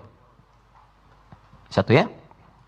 Pendapat yang di sini umumnya para ulama berpendapat demikian. Jadi jenis pertama, ini saya belum mulai turunan nih, saya baru mulai hukum asal, belum ada hukum turunan.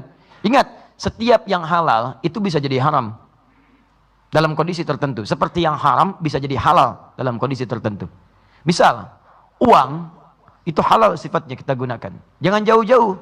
Ini air halal sifatnya. Saya beri uang halal, punya uang halal, beli air sifatnya halal. Saya simpan di sini. Ini halal. Tapi halalnya kan punya saya, yang halal punya saya, yang minum Anda tanpa izin. Maka ini jadi haram bagi Anda. Halal bisa berubah jadi haram dengan kondisi tertentu. Haram bisa berubah jadi halal. Babi hukumnya haram. Sepakat ulama. Dan gak ada celah di situ untuk kehalalannya. Haram semua dengan segala turunannya. Tapi kondisi menjadikan Anda datang ke satu tempat, datang ke Cina, kebagiannya, Xinjiang, datang ke jauh sampai ke daerah-daerah hutan. Gak ada makanan, gak ada macam-macam yang ditemukan. Anda perlu bertahan untuk hidup. Yang ada cuman babi, akok sekitaran Anda misalnya. Masya Allah. Awas jangan diutak-atik kata-kata saya, jangan diutak-atik, awas. Awas. Jangan diutak-atik kata-kata saya. Begitu muncul yang ada cuman babi. Kalau Anda nggak makan, Anda meninggal. Itu poinnya, sedangkan sifatnya haram. Seketika itu jatuh hukumnya berubah jadi halal. Baik, jadi dalam kondisi demikian, Anda bolehkah makan babi? Tidak. Babi besar begitu bagaimana dimakan? Ya, Anda potong dulu, setelah Anda potong masak dulu, dan jangan dimakan keseluruhannya. Makan untuk mencukupkan, menghilangkan lapar Anda. Makan, hilang lapar. Enak juga nih. Bukan. Tapi kan, habis, selesai, nah sambil makan, sambil mencari yang halal. Begitu kemudian menemukan ayam, maka babi tidak berlaku kehalalannya bagi Anda. Selesai semua. Tuk, simpan itu selesai, kemudian kembali kepada yang halal. Jelas ya? Nah, kecuali nanti nas yang lain, segala hewan yang ada di laut, ya, at-tahuru ma'uhu wal hillu maitatuhu. Kalau yang di laut itu, masya Allah, itu airnya itu sah digunakan bersuci dan halal semua bangkai yang ada di dalamnya. Maksudnya hewan-hewannya halal di situ. Ya, di kalau nyari babi, babi laut tuh kalau ada, kan? Makanya babi nggak ada di laut. Oh, ceburin, bawa babi dari darat, ceburin ke laut. Halal ini. Tidak. Jangan terlalu kreatif di situ, tetap haram kalau yang seperti itu. Paham ya? Baik. Jadi semua yang ada di laut itu halal hukumnya, kecuali putri duyung. Baik. Jelas ya? Sekarang kita ambil hukum dasar dulu. Hukum dasarnya untuk foto itu boleh. Itu boleh hukumnya. Jadi silakan kalau misalnya Anda ngambil foto, misalnya kan dalam kajian ingin dilihat, ingin macam-macam, atau misalnya Anda ingin mengenalkan sebagai pendidikan, foto presiden misalnya kan ditempel, dipajang untuk diketahui macam-macam. Di Madinah ada foto raja-raja dipajang. Raja Fulan sampai Raja Salman, sampai sekarang kemudian pangerannya juga dan seterusnya ada. Itu tidak ada masalah. Statusnya kan dengan foto-foto dipajang atau misalnya gambaran-gambaran tertentu ada kejadian digambarkan, itu tidak ada masalah. Sepanjang foto-foto yang dimaksudkan bukan sifat yang pertama. Ya, walaupun nanti ada sebagian ulama-ulama yang tetap ketat di sini. Kata para ulama, hukum fotografi itu kami mengambil kehati-hatian sama dengan yang lainnya. Kecuali dalam kondisi-kondisi tertentu. Misal, seperti untuk KTP, seperti untuk paspor, seperti untuk macam-macam. Cuman ulama mutaakhirin kemudian menjawab, bagus kehati-hatian itu kami hargai. Cuman kan faktor itu pengecualian sifatnya darurat. Sedangkan KTP bukan hal yang darurat. KTP dibawa kemana-mana. Ya, maaf Pak, bisa lihat identitasnya, tapi ini darurat ya Pak ya. Darurat ya Pak. Baik, paspor kan dibawa ketika Anda keluar. Dan darurat itu sifatnya ketika tidak ada, maka hukumnya pun hilang. Sama dengan tadi, babi misalnya darurat itu, begitu menemukan ayam, itu tidak. Tapi kan itu melekat pada Anda dalam kehidupan. Tapi tetap Anda tidak bisa menyalahkan prinsip, karena ini bagian dari pendapat yang diambil dengan pertimbangan-pertimbangan tertentu. Jadi kalau Anda menghindari foto, misalnya teman Anda, nah itu nggak apa-apa, kita hargai, nggak ada masalah. Tolong jangan foto saya ya, kenapa? Saya lebih ingin berhati-hati, takut saya masuk dalam yang diharamkan. Itu nggak apa-apa, kita hargai dia. Ya, Tapi kalau anda ingin mengambil yang lain, itu pun nggak ada masalah. Jika kalau ada ustadz yang nggak mau difoto, nah berarti ustadz ini mengambil pendapat yang ini. Berarti ustadz sedang berhati-hati di situ. Baik ya, ustadz, foto dulu ustadz. Oh maaf, saya belum bisa difoto. Oh baik, ustadz haram ya. Ustadz haram. Kalimatnya yang enak. Ustadz sedang mengambil pendapat yang pertama. Baik, ustadz maaf, boleh lihat identitasnya? Baik. Tapi kan ustadz di sini ada foto. Itu kecuali. Itu berarti ini gelombang dari sebagian pendapat. Yang lainnya, saat boleh foto, boleh silakan. Ini berarti dia mengambil pendapat yang mutaakhirin yang melihat perbedaan dari sifat-sifat keharaman beda dengan yang lainnya. Paham? Baik. Terakhir, di bagian penutupnya, hukum foto ini pun ada turunan. Saya bacakan dulu pendapat Syekh Saiz.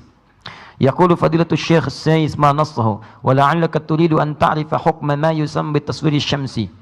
Boleh jadi anda ingin mengetahui tentang hukum fotografi atau foto-foto biasa yang bukan lukisan. Fanaqul, maka kami berpendapat, yumkinuka an taqula inna hukmaha hukmu raqmi fi thawb wa qad alimta istithna'ahu nassan. Wa dhalika an taqul inna hadha laysa taswiran bal habsan lis-surati wa ma mithlahu illa kamathali as-sura fil mir'as. Kata beliau, kalau anda ingin tahu hukumnya seperti itu, maka hukumnya hukum dikecualikan dari yang haram, seperti halnya lukisan yang dijadikan sebagai raqmun fit thawb, sampai lukisan yang direndahkan, jadi bantal, jadi macam-macam. Itu hukumnya sama dengan itu. Disilahkan, di situ boleh-boleh saja, sepanjang, catatan yang terakhir, hukum turunannya, sepanjang foto itu tidak memiliki hukum turunan haram. Pornografi, haram. Gambar, ceklik foto, yang diharamkan, itu nggak boleh. Kan hukum foto halal, iya hukumnya halal, tapi cara anda berpose itu haram. Jelas ya? Maaf, hukumnya misalnya tidak melahirkan pornografi, busananya ada, lengkap, bagus dan sebagainya, cuman tampil ria di situ, genit dan sebagainya, ingin menarik perhatian orang lain, tabarruj di situ, sama. Pakai jilbab, teman terlampau genit, ingin tampil macam-macam, itu tetap haram juga hukumnya, dan seterusnya. Sama foto, tapi foto itu dijadikan sebagai bagian dari jimat, pengkultusan dan sebagainya. Memang hukum fotonya nggak haram, tapi hukum pengkultusannya haram. Makanya ketika hukum pengkultusan itu haram, jatuh gambarnya pun haram ada di sekitaran anda. Paham sampai sini? Maka dari itu, jika anda ingin misalnya menjadikan gambaran foto-foto itu sebagai dokumen-dokumen saja, untuk yang disampaikan sebagai pembelajaran, misalnya pengingat pada keluarga, ini kakek, ini nenek dan sebagainya, sehingga mereka lebih merasakan ketika berdoa kepada Allah Subhanahu wa taala. Ada anak yang lahir bapaknya enggak ada. Begitu dewasa ingin diperkenalkan. "Ma, papa dulu seperti apa gambarnya?" "Haram, Nak." Di papa haram ya, Ma? Bukan. Gambarnya yang enggak boleh. Bagaimana menjelaskan yang seperti itu? Kalau tujuan untuk menyampaikan boleh, di foto keluarga. "Adik sini sayang. Adik sabar ya, Nak ya. Yuk. Papa memang sudah nggak ada bersama kita. Tapi mama yakin ini mungkin ladang pahala yang Allah berikan kepada kita supaya kita banyak berdoa untuk papa. Kita banyak mengerjakan amal soleh. Ini dulu gambar papa. Masya Allah, dulu berharap ada jadi penghafal Quran. Begitu melihat wajah ayahnya dan ada harapan tinggi pada dirinya, termotivasi dia untuk menghafal Quran. Ya Allah, berikan saya kekuatan menghafal ya Allah. Saya ingin pahala yang mengalir untuk ayah saya dan sebagainya. Terbayang suasana itu. Itu jadi dorongan yang kuat. Juga untuk masalah-masalah yang lainnya. Yang demikian itu dibolehkan. Kecuali ada gambar yang lain. "Adik sini sayang, ini eyang kamu. Eyang kamu tuh dulunya sakti mandraguna. Lebih sakti dibanding si Mandra. Wah, macam-macam. Si Mandra kalah sama ini. Wah, misut pasang ini, pasang ini. Itu salah. Salah di situ. Jadi itu yang coba dihindari. Paham ya? Kalau sudah paham, sudah mengerti, maka sudah jelas, apalagi yang mau diperselisihkan. Argumentasinya jelas, kisahnya jelas, turunan hukumnya jelas, kitabnya juga ada, tinggal anda praktek dalam kehidupan, dan saya tidak pernah memaksakan anda mau memilih yang mana. Kalau dari kesimpulan ini anda ingin misalnya saya nggak apa-apa, saya nggak pengen ada seperti itu, biar putih saja rumah saya, silahkan, itu hak anda. Dan tidak boleh kita memaksakan hak kepada orang lain. Anda ingin dengan tanaman saja, boleh. Itu sah-sah saja. Tapi juga anda mesti menghargai jika ada teman-teman anda setelah pelajaran ini memilih misalnya untuk mempraktekkan hal-hal yang bermanfaat dengan apa yang tadi disampaikan. Maka dengan itu nyaman kehidupan kita, tenang kita dalam beribadah, dan insya Allah semoga Allah meridhai apa yang telah kita pelajari. Jelas uraian saya? Paham insya Allah? Mengerti? Siap mengamalkan? Baik, pilihan terserah anda. Silahkan anda pilih sesuai dengan apa yang anda ingin sampaikan. Kesan pertama memang begitu menggoda, tapi selanjutnya itu terserah Anda. Nah, teman-teman sekalian, fokus baik-baik ya. Fokus baik-baik. Kalau sudah jelas, sudah baik semuanya, hukum sudah ada, maka saya mohon kepada Anda, semua pelajaran fikih ikhtilaf kita gunakan sebagai pegangan untuk beramal, bukan amunisi untuk mendebat orang lain. Dan kalau ada iseng-iseng yang mendebat dan sebagainya, acuhkan aja, karena perdebatan tidak membawa maslahat.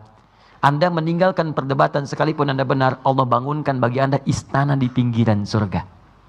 Kok di pinggir Ustaz? Biarin, yang penting ada, daripada enggak sama sekali. Daripada enggak.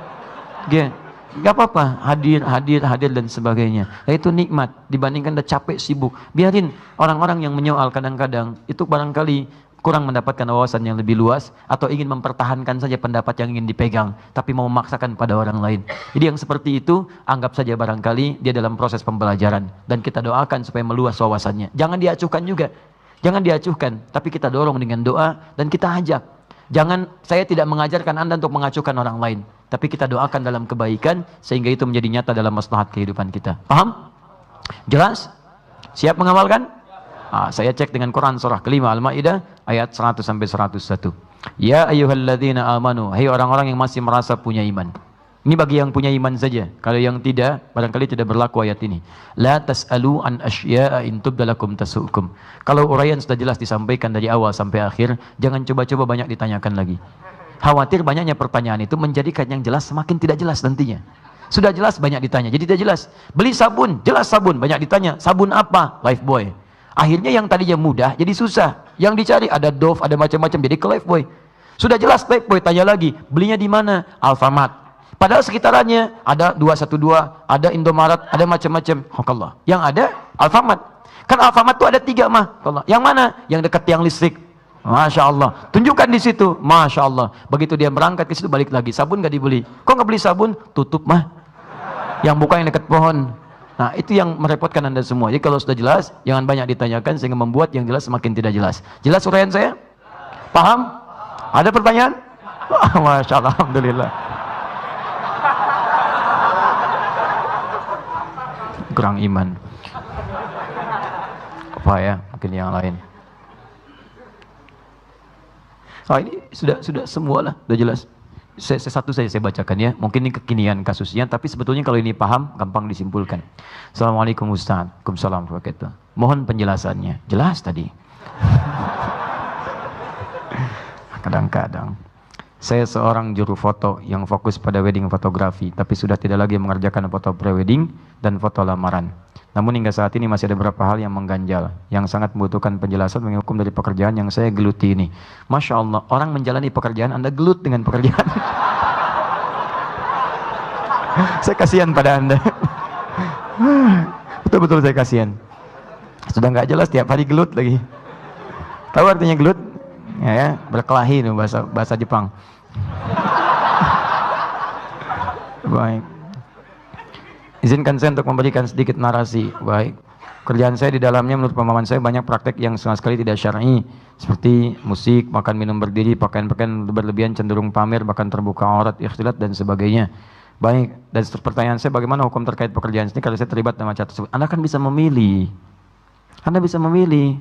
Hukum foto misalnya pada wedding pernikahan itu sah bila digunakan pada yang halal. Kan Anda bisa pilih foto-foto yang pernikahan yang syar'i. Ada kan yang pakai jilbab, laki-lakinya bagus, kan, dan seterusnya. Ke dalam akad, yang akad sesuai Islam itu boleh, gak ada masalah. Untuk mengabadikan itu semua, menyampaikan tentang pernikahan yang itu dokumentasinya bisa dibawa ke dalam nuansa rumah tangga yang bisa mengingatkan antar pasangan. Begitu ada masalah, lihat foto pernikahan. Ya Allah, saat akad saya berjanji tidak menyakiti istri saya. Saya berbuat salah telah menyakitinya. Ya itu poin pentingnya. Bukan untuk dihayalkan. Ya Allah, mudah-mudahan ada yang kedua ya Allah. Wah, bukan itu poinnya. Jelas ya? Jadi kalau yang seperti itu boleh, Anda bisa memilih. Ingat, rezeki itu sudah diatur. Sudah jelas, yang belum jelas itu surga Anda. Kalau Anda bisa memilih yang halal, kenapa pilih yang haram? Jadi kalau ada panggilan demikian, kan Anda bisa lihat, bisa petakan bagaimana suasananya. Jangan, Anda boleh mempertahankan profesi Anda, tapi Anda pilih alokasikan pada yang mulia, yang dibenarkan oleh tuntunan syariat. Yang tidak baiknya Anda hindari. Paham ya? Baik. Saya kira itu dulu lah untuk saat ini. Untuk yang lainnya nanti kita bahas dalam pertemuan yang lain. Teman-teman sekalian, Jika Anda menemukan yang benar dalam uraian yang saya sampaikan, itu hakikatnya petunjuk Allah dan isyarat dari Rasulullah untuk kita amalkan.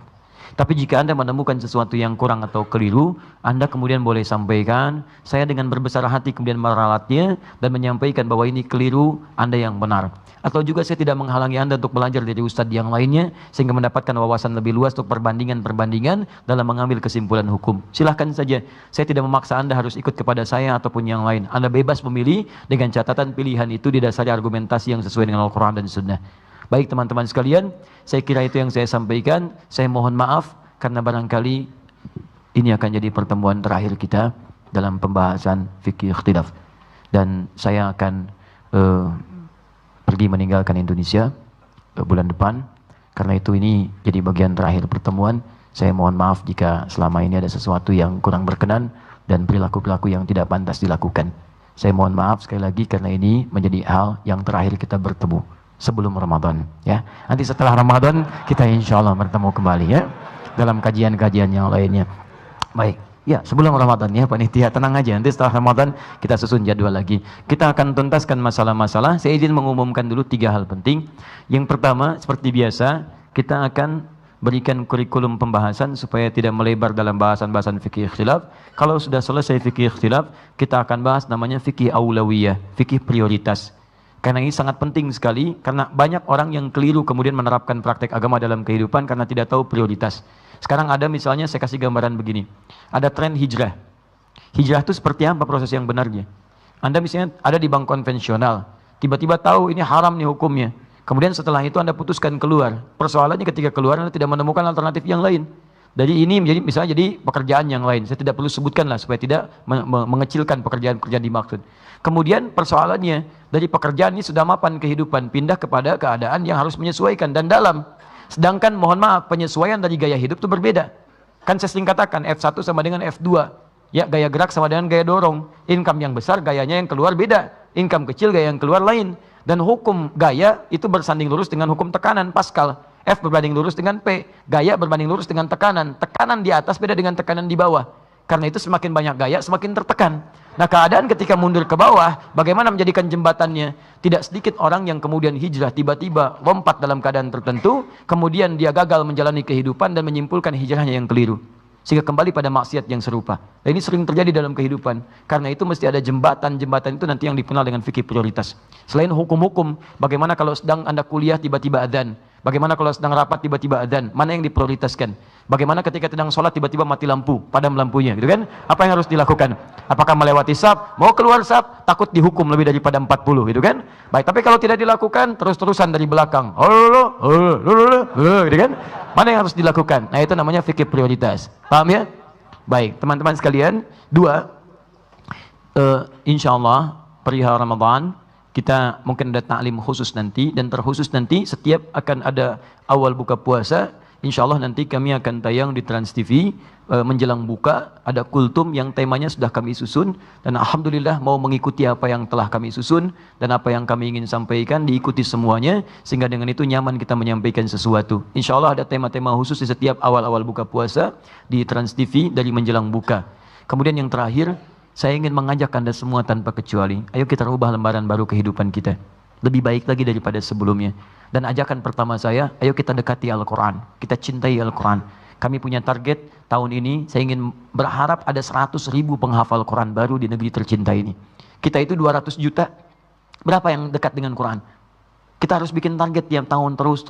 Kalau belum Anda, anaknya, cucunya. Ayo, saya ingin ajak Anda, ayo kita mendekat kepada Al-Quran. Dengan menghafalkannya, dengan memahaminya, kami merumuskan kemudian satu buku Muslim Zaman Now hafal Quran dalam 30 hari, disandingkan dengan mushafnya diberi nama At-Taisir. Insya Allah mushafnya akan dibagikan gratis, itu saat di IBF.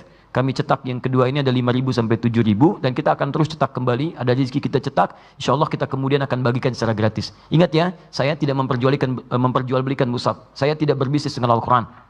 Ingat baik-baik itu. Jadi kalau ada yang jual belikan mushaf kami, katakan, sampaikan pada kami. Dan itu berdosa. Karena kami berikan untuk memudahkan Anda untuk menghafal Al-Quran.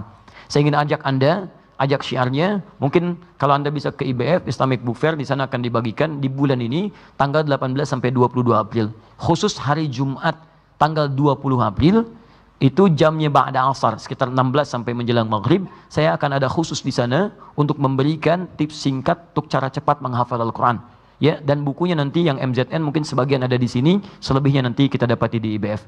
Dan di situ kita akan berikrar kembali, termasuk alumni Istiqlal, kita akan gemakkan se-JCC bagi pengunjung yang datang bahwa kita adalah ahli Quran yang akan mendekat kepada Allah Subhanahu wa taala. Dan saya tidak tahu apakah itu bagian dari sejarah Anda ada di situ, atau barangkali Anda bisa terhubung untuk menghadirkan niat menjadi bagian dari ahli Quran ketika kembali kepada Allah Subhanahu wa taala. Yang terakhir, bertakwalah kepada Allah, tingkatkan ketaatan, pulanglah ke rumah, jadilah keluarga yang bertakwa. Suami pulang ke rumah, bimbing istrinya, ibu bimbing anak-anaknya, semua kompak, harus ada perubahan mulai saat ini, sehingga menjadi keluarga yang soleh kembali pada Allah Subhanahu wa taala. Saya tidak punya permintaan, kecuali satu saja. Satu saat saya bisa pulang lebih dulu dibandingkan dengan Anda. Tapi mohon, dalam setiap sujud Anda, mohon mintalah dan doakan kepada Allah supaya Allah berkenan mengampuni dosa-dosa saya dan dosa kedua orang tua saya. Subhanakallahumma bihamdika asyhadu an la ilaha illa anta astaghfiruka wa atubu ilaik. Wa akhiru da'wana alhamdulillahi rabbil alamin. Wa'afu minkum. Assalamualaikum warahmatullahi wabarakatuh.